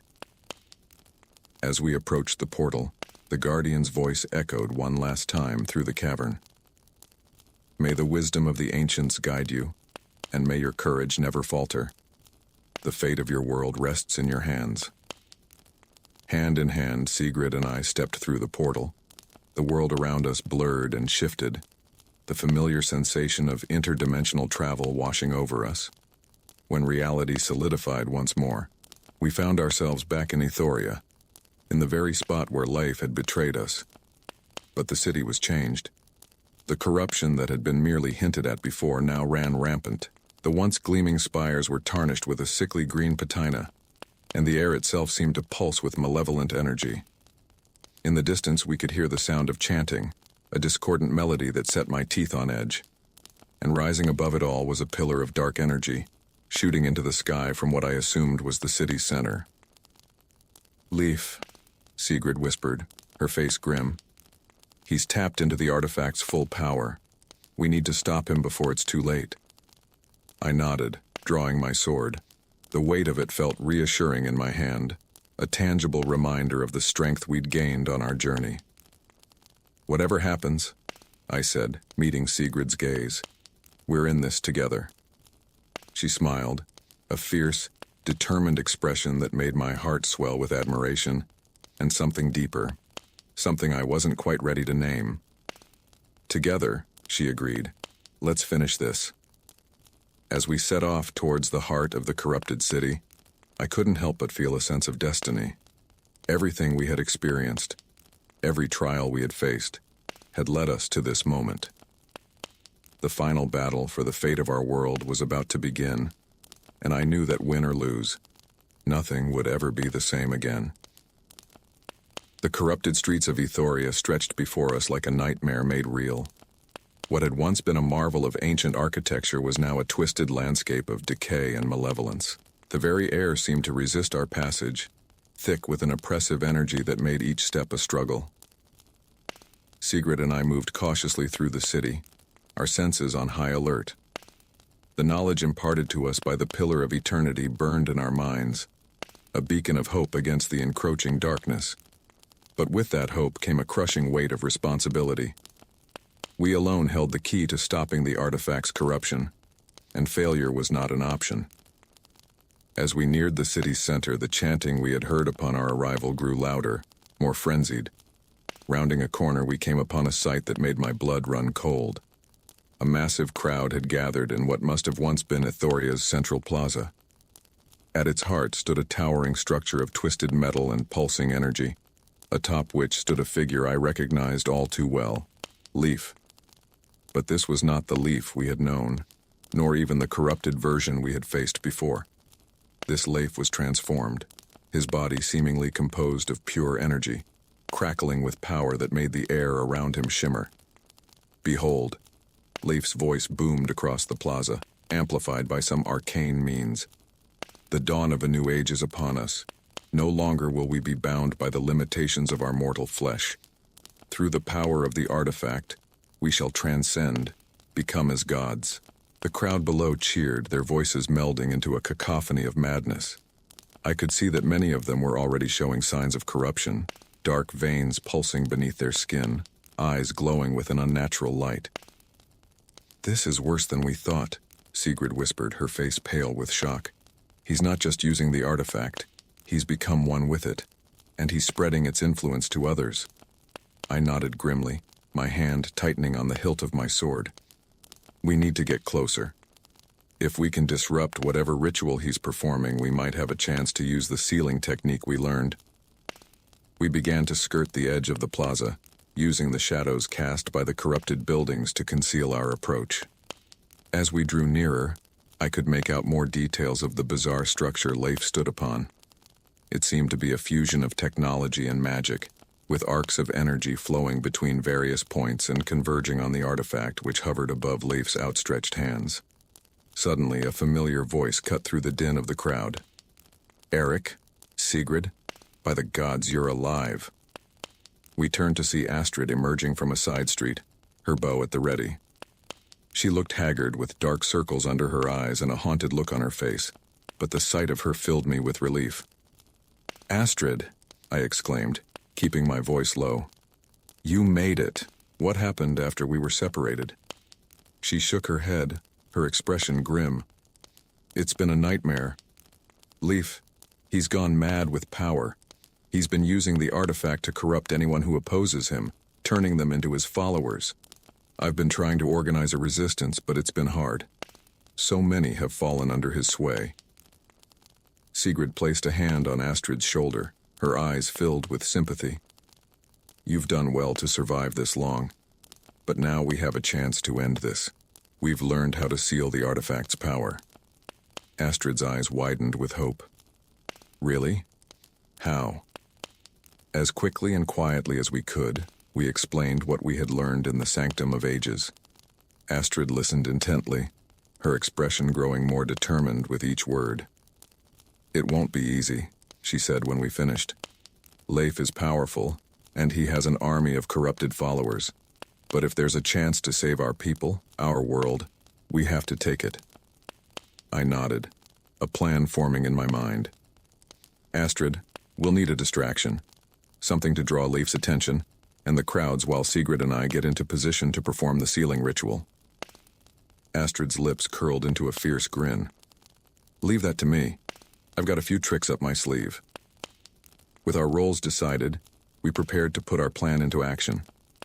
Astrid melted back into the shadows, moving to gather what remained of her resistance. Sigrid and I continued our approach, our hearts pounding with anticipation and fear. As we neared the base of Leif's twisted tower, his voice rang out once more, sending chills down my spine. "The time has come, my followers. Embrace the gift I offer you. Let the power of the artifact flow through you, remake you in its image." The crowd's chanting reached a fever pitch, and I saw tendrils of dark energy begin to snake out from the artifact, reaching down towards the upraised hands of Leif's followers. "Now," I hissed to Sigrid. "We have to act now, before it's too late." Just as we were about to break cover, a series of explosions rocked the far side of the plaza. Cries of alarm rose from the crowd as plumes of multicolored smoke billowed into the air. Leif's head snapped towards the disturbance, his glowing eyes narrowing. "What is the meaning of this?" he roared. "Who dares interrupt our ascension?" Taking advantage of the chaos, Sigrid and I sprinted towards the base of the tower. As we ran, I saw flashes of movement in the crowd, Astrid and her resistance fighters, creating havoc and drawing attention away from us. We reached the tower's base and began to climb, the strange metal warm and pulsing beneath our hands. The knowledge from the Pillar of Eternity guided our movements as we traced complex patterns on the structure's surface, preparing it for the sealing ritual. We were about halfway up when Leif's voice boomed out once more, this time tinged with rage. "Eric, Sigrid, did you really think you could sneak up on a god?"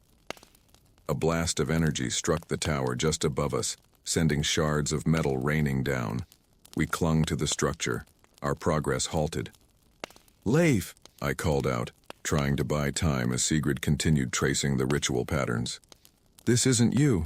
The artifact is controlling you, corrupting you. Fight it!" Leif's laughter was like thunder, shaking the very air around us. "Control me? Corrupt me? You fool! I have become more than you could ever imagine. I see everything now. Understand truths your limited mind couldn't begin to comprehend. Another blast of energy narrowly missed us, and I heard Sigrid gasp in pain as a shard of metal grazed her arm. "Sigrid!" I cried, reaching for her. She gritted her teeth, her face pale but determined. "I'm all right. Keep going. We're almost there."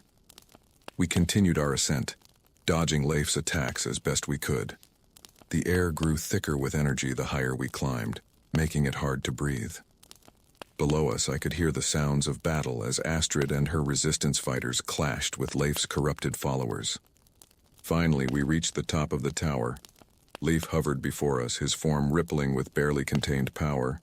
The artifact floated between his hands, pulsing with a sickly light. "So," Leif said, his voice dripping with contempt, "the prodigal children return. Have you come to beg forgiveness? To plead for a place in the new world I'm creating?" I stepped forward, placing myself between Leif and Sigrid. "We've come to save you, old friend. To save everyone from the artifact's corruption." Leif's eyes flared with anger. "Save me? I don't need saving. I am beyond salvation, beyond mortal concerns. I am becoming a god." As he spoke, tendrils of dark energy lashed out from the artifact, whipping towards us like angry serpents. I raised my sword, channeling the knowledge we'd gained to create a barrier of light that deflected the attack. Behind me, I heard Sigrid begin to chant, her voice rising and falling in the complex cadence of the sealing ritual. Leif's eyes widened as he realized what we were attempting. "No," he roared. "I won't let you take this power from me." He launched a furious assault, bolts of energy raining down upon us. I stood my ground, my sword flashing as I parried each attack, buying Sigrid the time she needed to complete the ritual. The air around us began to vibrate, reality itself seeming to warp as Sigrid's chant reached its crescendo. Leif let out a howl of rage and pain as the artifact in his hands began to pulse erratically. "Eric," Sigrid called out. "It's time. We need to do this together." I fell back to her side, our hands joining as we spoke the final words of the ritual in unison.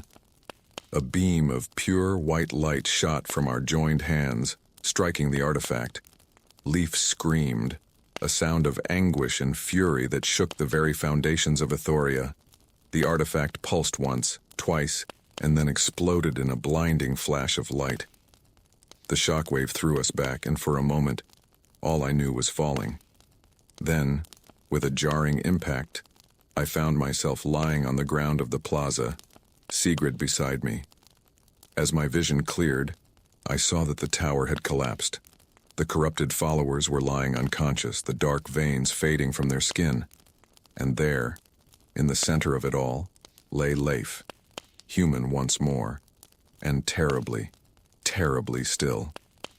With a groan, I pushed myself to my feet, helping Sigrid up as well. We stumbled over to where Leif lay, dreading what we might find. To our amazement, his chest rose and fell with shallow breaths. His eyes fluttered open, confusion and pain evident in their depths. "Eric? Sigrid?" he croaked, his voice weak and uncertain. What happened? What have I done?"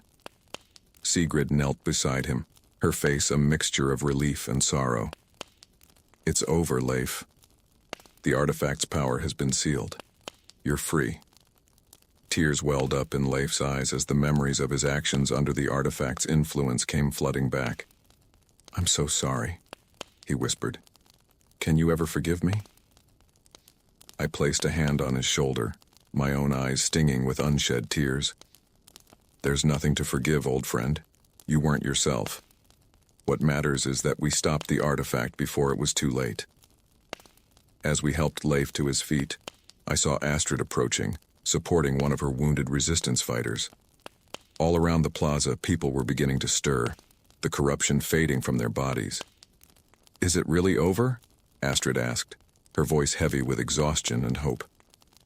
I looked at Sigrid, seeing in her eyes the same mix of emotions I felt: relief, exhaustion, and a tentative joy.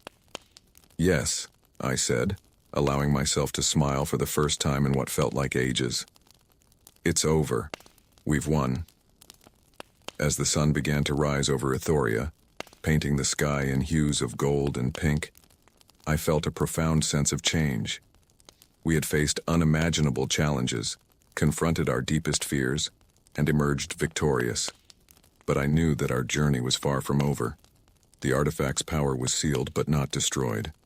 Our world had been forever changed by its influence, and we too had been transformed by our experiences. As we began the long process of healing and rebuilding, I couldn't help but wonder what the future held. But whatever challenges lay ahead, I knew we would face them together, stronger for the trials we had overcome. The dawn of a new era had arrived, and we were ready to meet it. The days following the sealing of the artifact were a blur of exhaustion, relief, and the daunting task of rebuilding. Ethoria, once a city of wonder and mystery, now stood as a testament to the power we had only narrowly managed to contain. The twisted structures and corrupted landscape slowly began to heal, but the scars of our battle would remain for years to come. As the sun rose on the 5th day since our victory, I found myself standing on a balcony overlooking the central plaza. The early morning light cast long shadows across the rubble-strewn ground, where groups of people were already hard at work, clearing debris and tending to the wounded. Sigrid joined me, her presence a comforting warmth at my side. "It's strange," she said softly, her eyes scanning the scene below. "Part of me still expects to wake up and find this was all a dream." I nodded, understanding the sentiment all too well. "I know what you mean. After everything we've been through, it's hard to believe we're really here, that we actually succeeded." She turned to me, her face serious. "But we did succeed, Eric. We saved our world. We should be proud of that." Before I could respond, the sound of approaching footsteps drew our attention. Astrid appeared in the doorway, looking tired but determined. "There you two are," she said, a hint of her old spark returning to her eyes. "The council is gathering. We need to discuss our next steps." With a shared glance of resignation, Sigrid and I followed Astrid to the makeshift council chamber we had established in one of the few intact buildings near the plaza. As we entered, I saw that most of the others were already present. Leif, still pale and haunted-looking but steadily recovering. Elder Magna, who had arrived from Darkshore 2 days prior with a contingent of villagers to help with the recovery efforts, and representatives from the various groups of people who had been caught up in the artifact's influence. As we took our seats, Elder Magna called the meeting to order. "Friends, we have gathered here today to discuss the future of our people and the challenges that lie ahead. The artifact's power may be sealed, but its effects linger. We must decide how to move forward." Leif spoke up, his voice still hoarse from the ordeal. "The first priority should be helping those who were under the artifact's control. Many are struggling with the memories of what they did, the guilt of actions they couldn't control." Murmurs of agreement rippled through the room. One of the representatives, a woman named Freya, who had been among the first to break free of the corruption, nodded vigorously. "Leif is right," she said. "We need healers, not just for the body, but for the mind and spirit. Many of us are haunted by what we experienced, what we almost became."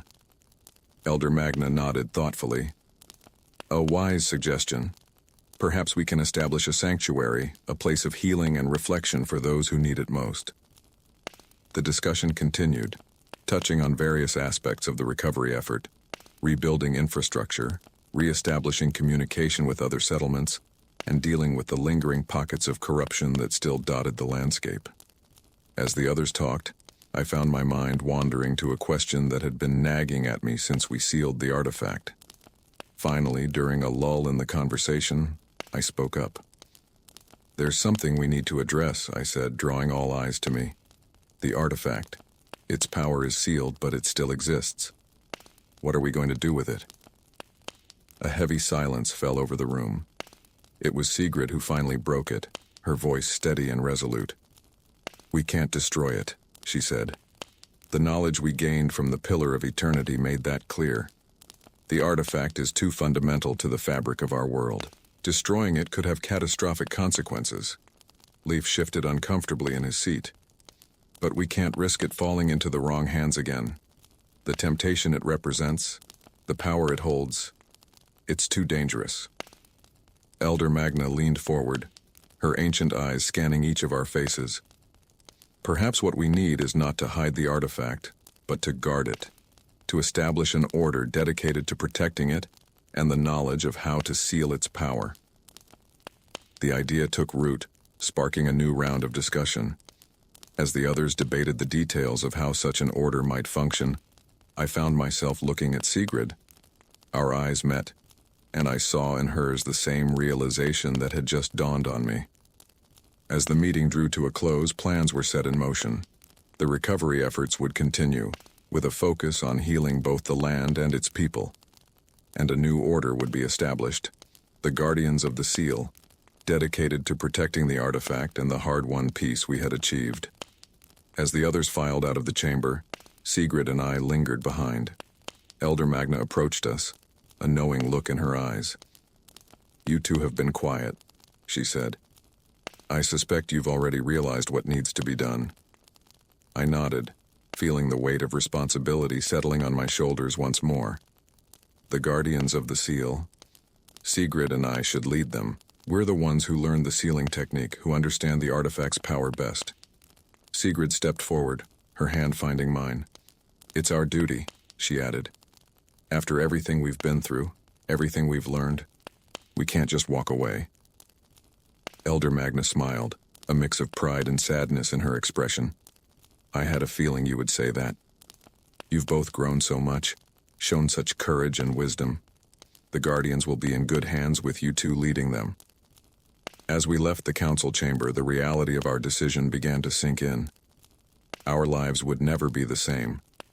We would be dedicating ourselves to a cause greater than ourselves, to protecting our world from a threat most would never even know existed. We made our way to a quiet corner of the gardens that had once been the pride of Ethoria. As we sat on a stone bench, surrounded by the first new growth pushing through the recovering soil, I turned to Sigrid. "Are you sure about this?" I asked. "It's a huge responsibility.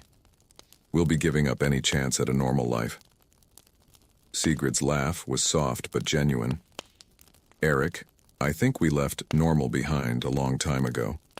Besides," she added, her eyes meeting mine with an intensity that made my heart race, "I can't imagine doing this with anyone but you." I felt a warmth spread through me at her words.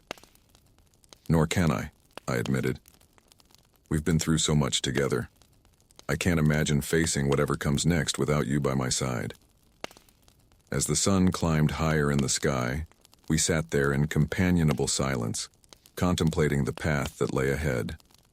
The challenges would be great, the sacrifices many. But as I looked at Sigrid, feeling the strength of her presence beside me, I knew that together we could face anything. The next few weeks were a whirlwind of activity. As the recovery efforts continued, Sigrid and I threw ourselves into the task of establishing the Guardians of the Seal. We pored over the knowledge imparted to us by the Pillar of Eternity, working to translate its arcane wisdom into teachings that could be passed on to others. Leaf, seeking redemption for his actions under the artifact's influence, was among the first to volunteer for the Order. His experience with the artifact's power, though traumatic, provided valuable insights as we developed our training protocols. Astrid, too, joined our cause, her skills as a hunter and strategist proving invaluable as we scouted locations for our hidden sanctuaries and developed plans to protect the artifact from those who might seek to exploit its power. One evening, as Sigrid and I were reviewing plans for the main sanctuary, a knock at the door interrupted our work. It was Freya, the woman who had spoken up at the council meeting. "I hope I'm not disturbing you," she said, her manner hesitant but determined. I want to join the Guardians." I exchanged a glance with Sigrid before responding. "Are you sure, Freya? You've already been through so much because of the artifact." Freya nodded, her eyes shining with resolve. "That's exactly why I want to join. I know firsthand the damage the artifact can do, the temptation it represents. I want to make sure no one else has to go through what we did." Sigrid smiled, stepping forward to clasp Freya's hand. "Your perspective will be invaluable, Freya. Welcome to the Guardians of the Seal." As Freya left, visibly relieved and excited, I couldn't help but feel a surge of hope. People like her who had faced the darkness and chosen to stand against it would be the backbone of our order. Days turned into weeks, and gradually, a new rhythm of life established itself. The scars left by the artifact's influence began to heal, though they would never fully fade. In Ethoria and beyond, people worked to rebuild, their spirits strengthened by the knowledge that they had faced an unimaginable threat and survived. Finally, the day came for the artifact to be sealed away in the sanctuary we had prepared. As Sigrid and I stood before the gathered guardians, the weight of the moment was palpable. "Today," I began, my voice carrying across the assembled crowd, "we take the first step on a new journey. The artifact's power has been sealed, but our vigilance must never waver. As guardians of the seal, it is our sacred duty to protect our world from the dangers this artifact represents." Sigrid stepped forward, her presence commanding everyone's attention. "But we do not undertake this duty out of fear," she continued. "We do it out of hope. Hope for a future where the power of the artifact is a distant memory, where our children and our children's children can live in peace, free from its influence." As we performed the final ritual to secure the artifact in its new resting place, I felt a sense of closure. One chapter of our lives was ending, but another, equally important one, was beginning. That night, as Sigrid and I stood on the balcony of our new quarters in the Guardian Sanctuary, looking out over the recovering land, I felt a profound sense of peace. "Do you ever wonder," I asked, breaking the comfortable silence, "what might have happened if we hadn't been chosen for this? If we had never left Darkshore that day?" Sigrid leaned into me, her warmth a comforting presence in the cool night air. "Sometimes," she admitted, "but then I remember everything we've been through, everything we've accomplished. And I know that this is exactly where we're meant to be." I turned to her, struck once again by the strength and wisdom I saw in her eyes. "I couldn't agree more," I said softly. As we stood there looking out over the world we had saved and would continue to protect, I felt a sense of rightness settle over me. The road ahead would not be easy, but with Sigrid by my side and the Guardians at our back, I knew we could face whatever challenges lay ahead. The artifact's story might have ended, but ours, the story of the Guardians of the Seal, was just beginning, and it was a story I looked forward to writing, day by day, side by side with the woman who had become my partner in every sense of the word. As the first stars began to twinkle in the darkening sky, I smiled, ready to embrace whatever the future might hold. 5 years had passed since the sealing of the artifact and the establishment of the Guardians of the Seal. In that time, much had changed. The scars left by the artifact's influence had begun to heal, both in the land and in its people. The Guardians had grown into a respected order, our sanctuaries becoming beacons of knowledge and protection across the realm. Sigrid and I had settled into our roles as leaders of the Guardians, our bond strengthening with each passing day. Yet despite the peace we had worked so hard to maintain, a sense of unease had begun to creep into our lives. It was a crisp autumn morning when the first real signs of trouble arrived. I was in the main sanctuary's library poring over ancient texts, when Astrid burst through the door, her face etched with concern. "Eric," she said, slightly out of breath, "you need to see this." I followed her quickly, my mind racing with possibilities. We made our way to the observation tower, where Sigrid was already waiting, her expression grim. "What's going on?" I asked, looking between them. Sigrid handed me a spyglass pointing towards the horizon. "Look there, just beyond the tree line." I peered through the glass, my blood running cold at what I saw. A dark, swirling mist was creeping across the land, withering plants and leaving a trail of decay in its wake. "By the gods," I breathed, "young is that?" Corruption, Sigrid finished, her voice tight. Similar to what we saw when the artifact was active, but different somehow. Astrid nodded, her hand resting on her bow. We've had reports from our outposts. This mist has been sighted in several locations, always moving, always growing. I lowered the spyglass, my mind racing. But how is this possible? The artifact is sealed. We've maintained the wards ourselves. I don't know, Sigrid admitted, frustration evident in her voice. But we need to act fast. If this corruption spreads, it could undo everything we've worked for. We quickly convened an emergency council of the senior guardians. As we gathered in the meeting chamber, I could see the worry etched on every face. Leif, who had become one of our most dedicated guardians, spoke first. Could the seal be weakening? Maybe we need to perform the ritual again, strengthen it somehow. Freya, now our head of research, shook her head. I've been monitoring the seal daily.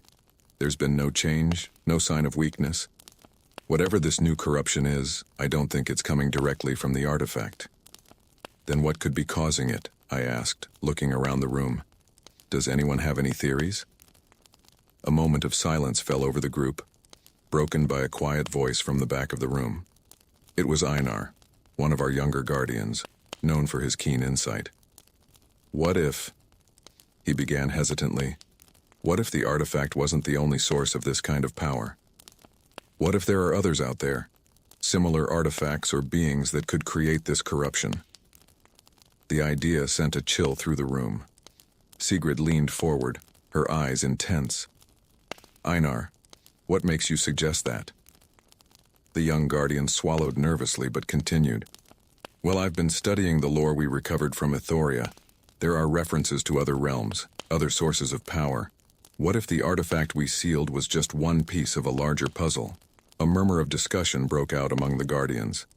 I exchanged a glance with Sigrid, seeing my own concerns mirrored in her eyes. If Einar is right, I said, raising my voice to be heard over the chatter, then we're dealing with a threat we know very little about. We need more information. Astrid stood, her posture radiating determination. I can lead a scouting party. We'll try to trace the corruption to its source, gather what intelligence we can. I nodded. Good. But be careful. We don't know what you might be walking into. As the meeting broke up, with guardians hurrying to their assigned tasks, Sigrid pulled me aside. Eric, she said quietly, there's something else we need to consider. If there are other artifacts out there, other sources of this corruption, then the knowledge we have, the sealing technique we learned, it might be crucial, I finished, understanding her concern. She nodded grimly. We may need to leave the sanctuary, seek out these other sources ourselves. Our experience with the artifact might be the key to stopping this new threat. The thought of leaving the sanctuary, of embarking on another perilous journey, filled me with a mix of dread and excitement. Part of me had grown comfortable in our role as leaders and protectors, but another part, the part that had faced down the artifact's corruption and emerged victorious, stirred at the prospect of a new challenge. We should wait for Astrid's report, I said finally. Once we know more about what we're dealing with, we can make a decision. Sigrid agreed, and we spent the next few days in a state of tense anticipation. The corruption continued to spread, though slowly, and reports came in from across the realm of strange occurrences, unexplained illnesses, bizarre weather patterns, and whispers of dark figures seen at the edge of forests and fields. It was nearly a week later when Astrid returned, her scouting party reduced by half, and those remaining looking haggard and haunted. As we gathered to hear her report, the atmosphere in the room was thick with apprehension. Astrid's voice was hoarse as she began. We followed the trail of corruption northeast towards the Mistwood Fens. The further we went, the stronger the corruption became. We lost 3 of our party to its effects before we even reached the heart of it. She paused, taking a shaky breath before continuing. In the center of the fens, we found something. A structure, like nothing I've ever seen. It was as if the very land had twisted itself into a tower of thorns and shadows, And at its peak, Astrid's voice faltered, and I saw real fear in her eyes for the first time since I'd known her. At its peak was a figure, human-shaped, but wrong. It saw us, I'm sure of it. And then the shadows came alive. We barely escaped. The others, they didn't make it. A heavy silence fell over the room as we absorbed Astrid's words. The implications were staggering. This was no mere residual effect of the artifact we had sealed. This was something new, something potentially even more dangerous. Sigrid was the first to speak. Thank you, Astrid. You've given us valuable information at great cost. Get some rest. We'll need you in the days to come. As Astrid left to seek much-needed sleep, the council erupted into discussion. Theories were proposed and discarded, plans made and unmade. Through it all, I found my gaze continually drawn to Sigrid. I could see the wheels turning in her mind, knew she was coming to the same conclusion I was. Finally, as the debate showed no signs of reaching a resolution, Sigrid stood. The room fell silent, all eyes turning to her. "Friends," she began, her voice steady and resolved, "we face a threat unlike any we've encountered since the sealing of the artifact. This new corruption, this entity that Astrid described, it's beyond our current understanding. But we cannot allow fear of the unknown to paralyze us." She paused, her eyes meeting mine for a moment before sweeping across the assembled guardians. "Eric and I will journey to the Mistwood Fens. Our experience with the artifact, the knowledge imparted to us by the Pillar of Eternity, may be our best chance at understanding and combating this new threat." Protests immediately erupted. Leif's voice rose above the others. "You can't be serious. It's too dangerous. We need you here, leading the Guardians." I stood, moving to Sigrid's side. "We understand your concerns," I said, raising a hand to quiet the objections.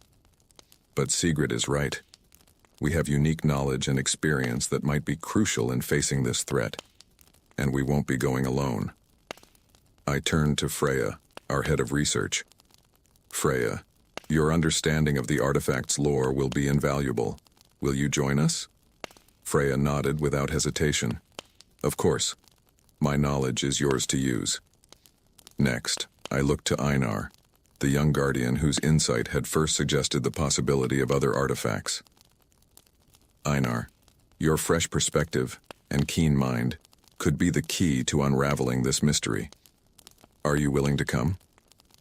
Einar's eyes widened in surprise, but he quickly composed himself. Yes, I'll come.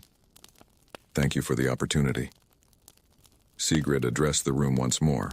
"Leif, Astrid, we're entrusting you with the leadership of the Guardians in our absence. Keep our people safe and be ready.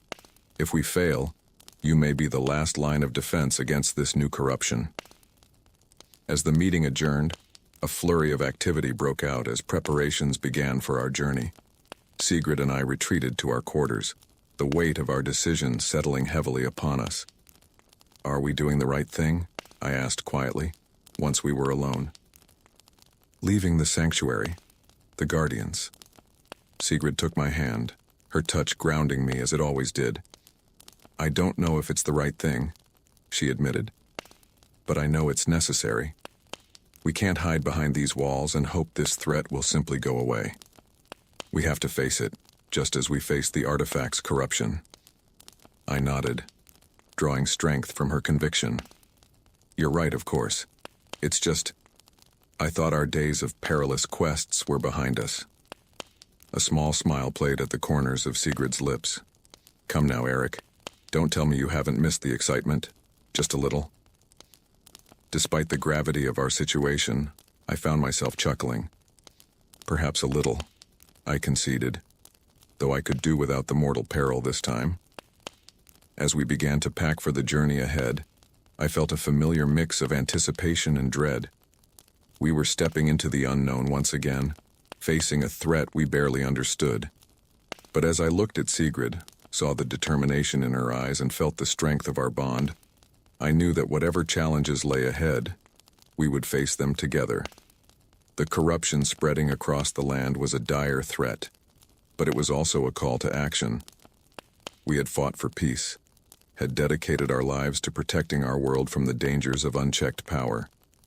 Now, it was time to take that fight beyond the walls of our sanctuary, to confront this new darkness head-on. As the sun set on the eve of our departure, I stood with Sigrid on the balcony of our quarters, looking out over the land we had sworn to protect. The horizon was tinged with an ominous darkness, a reminder of the threat we faced. But above, the stars shone brightly, points of light against the encroaching shadows. "Whatever happens," I said softly, "whatever we face out there, I'm glad you'll be by my side."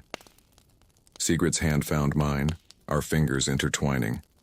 "Always," she replied, her voice filled with a warmth that chased away the chill of the night air. As we stood there, on the precipice of a new adventure, I felt a renewed sense of purpose. The road ahead would be dangerous, the challenges great. But together, with the knowledge we had gained and the strength we had forged through our trials, we would face this rising shadow, and we would prevail. The warm summer breeze carried the scent of freshly baked bread through the streets of Darkshore. I closed my eyes, inhaling deeply, savoring the normalcy that had returned to our village. It had been 3 months since our harrowing journey to return the cursed artifact, and life seemed to have settled back into its familiar rhythm. I stood at the edge of Farmer Olson's field, watching as he guided his plow through the rich, dark soil. The crops were thriving, a stark contrast to the withered husks that had haunted these same fields not so long ago. "Beautiful sight, isn't it, Thomas?" Olson called out, wiping sweat from his brow as he paused his work. I nodded, managing a smile. "It certainly is. I never thought I'd be so happy to see a simple potato plant." Olson chuckled, his weathered face creasing with genuine mirth. "Aye, it's the little things we took for granted before. But thanks to you and your friends, we can appreciate them again." His words should have filled me with pride, but instead, I felt a familiar unease settle in my stomach. "We all did what we had to do," I replied, my voice sounding hollow even to my own ears. Olson's expression softened, concern evident in his eyes. "You all right there, lad? You've seemed off since you returned. Not that anyone could blame you after what you've been through." I forced another smile, not wanting to burden him with my growing sense of dread. "Just tired, I suppose. The nightmares, they're persistent." "Ah, give it time," Olson said, reaching out to clasp my shoulder. "The mind heals slower than the body sometimes. You'll find peace, mark my words." If only I could believe him. As I made my way back through the village, I couldn't help but notice the stark difference from just a few months ago. Children laughed and played in the streets, their cheeks rosy with health. The constant wail of the sick and dying no longer echoed from every home. By all accounts, we had succeeded in our mission. So why couldn't I shake this feeling of impending doom? Lost in thought, I nearly collided with Marta, the village healer, as she hurried out of her cottage. "Oh, Thomas, I'm so glad I ran into you," she said, her usually calm demeanor replaced by obvious agitation. "Have you seen Sigrid today?" I shook my head, a flicker of concern igniting in my chest. Sigrid, the young seer whose warnings had set us on our quest, had become something of a recluse since our return. Not since the town meeting last week. Is something wrong? Marta bit her lip, glancing around as if afraid of being overheard. She was supposed to come by this morning for her weekly checkup. When she didn't show, I went to her cottage, but she trailed off, her eyes wide with worry. "But what?" I pressed, my unease growing by the second. The place was a mess, Thomas. Books and papers everywhere, strange symbols drawn on the walls. And Sigrid, she was huddled in a corner, muttering to herself. When I tried to approach her, she screamed at me to leave, said she needed to finish her work before they came. A chill ran down my spine. Did she say who they were? Marta shook her head. No, but the look in her eyes. I've never seen such fear, Thomas, not even during the worst of the curse. I took a deep breath, trying to steady my racing heart. I'll go check on her. Maybe she'll talk to me. Marta nodded gratefully. Please do. And Thomas, be careful. As I made my way to Sigrid's cottage on the outskirts of the village, I couldn't shake the feeling that I was being watched. More than once I caught a glimpse of a shadow darting just out of sight, but when I turned to look, there was nothing there. Sigrid's home, once a tidy and welcoming place, now looked as if a storm had torn through it. The little garden out front was overgrown, weed-choked. The curtains were drawn tight, and an oppressive silence hung over the property. I approached the door cautiously, raising my hand to knock. Before my knuckles could make contact, a blood-curdling scream erupted from inside. I didn't hesitate, throwing the door open and rushing in. The interior was even worse than Marta had described. Every surface was covered in papers, many of them covered in frantic scribbles and diagrams I couldn't begin to understand. The walls were indeed marked with strange symbols, some drawn in what looked disturbingly like blood. And there, in the center of the chaos, stood Sigrid. Her once lustrous hair hung in greasy tangles around her gaunt face. Her eyes, when they locked onto mine, were wild and unfocused. "Thomas," she rasped, her voice barely above a whisper, "you shouldn't be here. It isn't safe." I took a cautious step forward, hands raised in a placating gesture. "Sigrid, what's going on? Marta's worried about you. We all are."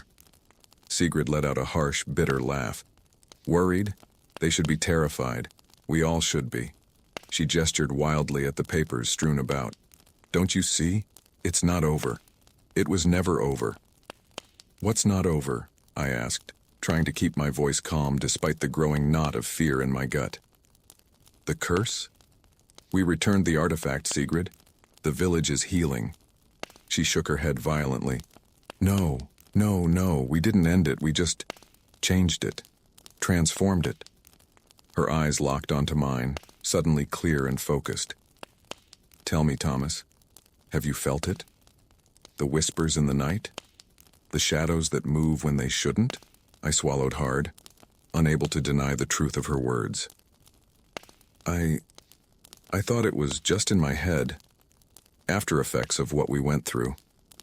Sigrid's laugh this time was tinged with hysteria. "Oh, if only it were that simple. We brought something back with us, Thomas. Something ancient. Something hungry." As if on cue, a low, inhuman moan seemed to emanate from the very walls around us. Sigrid whimpered, curling in on herself. "They're coming," she whispered. "They're always coming." I moved to her side, gently grasping her shoulders. "Sigrid, you're not well. Let me take you to Marta. We'll figure this out together." For a moment she seemed to calm, leaning into my touch. Then, without warning, her body went rigid. Her eyes rolled back in her head, and when she spoke again, it was in a voice that was not her own. "The veil is thin," she intoned, the words echoing with an otherworldly resonance. "What was banished seeks to return. The price of victory is eternal vigilance." And then, as suddenly as it began, it was over. Sigrid collapsed into my arms, her body racked with sobs. "I'm sorry," she whimpered. "I'm so sorry." I held her close, my mind reeling from what I'd just witnessed. "It's all right," I murmured, not sure if I was trying to convince her or myself. "We'll figure this out. You're not alone." As I helped Sigrid to her feet, intending to take her to Marta for care, a commotion outside caught my attention. Angry voices were rising, punctuated by the sound of breaking glass. "Stay here," I told Sigrid, guiding her to a chair. "I'll be right back." I stepped outside to find a scene of chaos unfolding in the village square. A crowd had gathered, their faces contorted with anger and fear. At the center of it all stood Gunnar, the very man who had first unearthed the cursed artifact months ago. "It's his fault," someone in the crowd shouted. "He brought this upon us." Gunnar, his face pale and drawn, raised his hands in a placating gesture.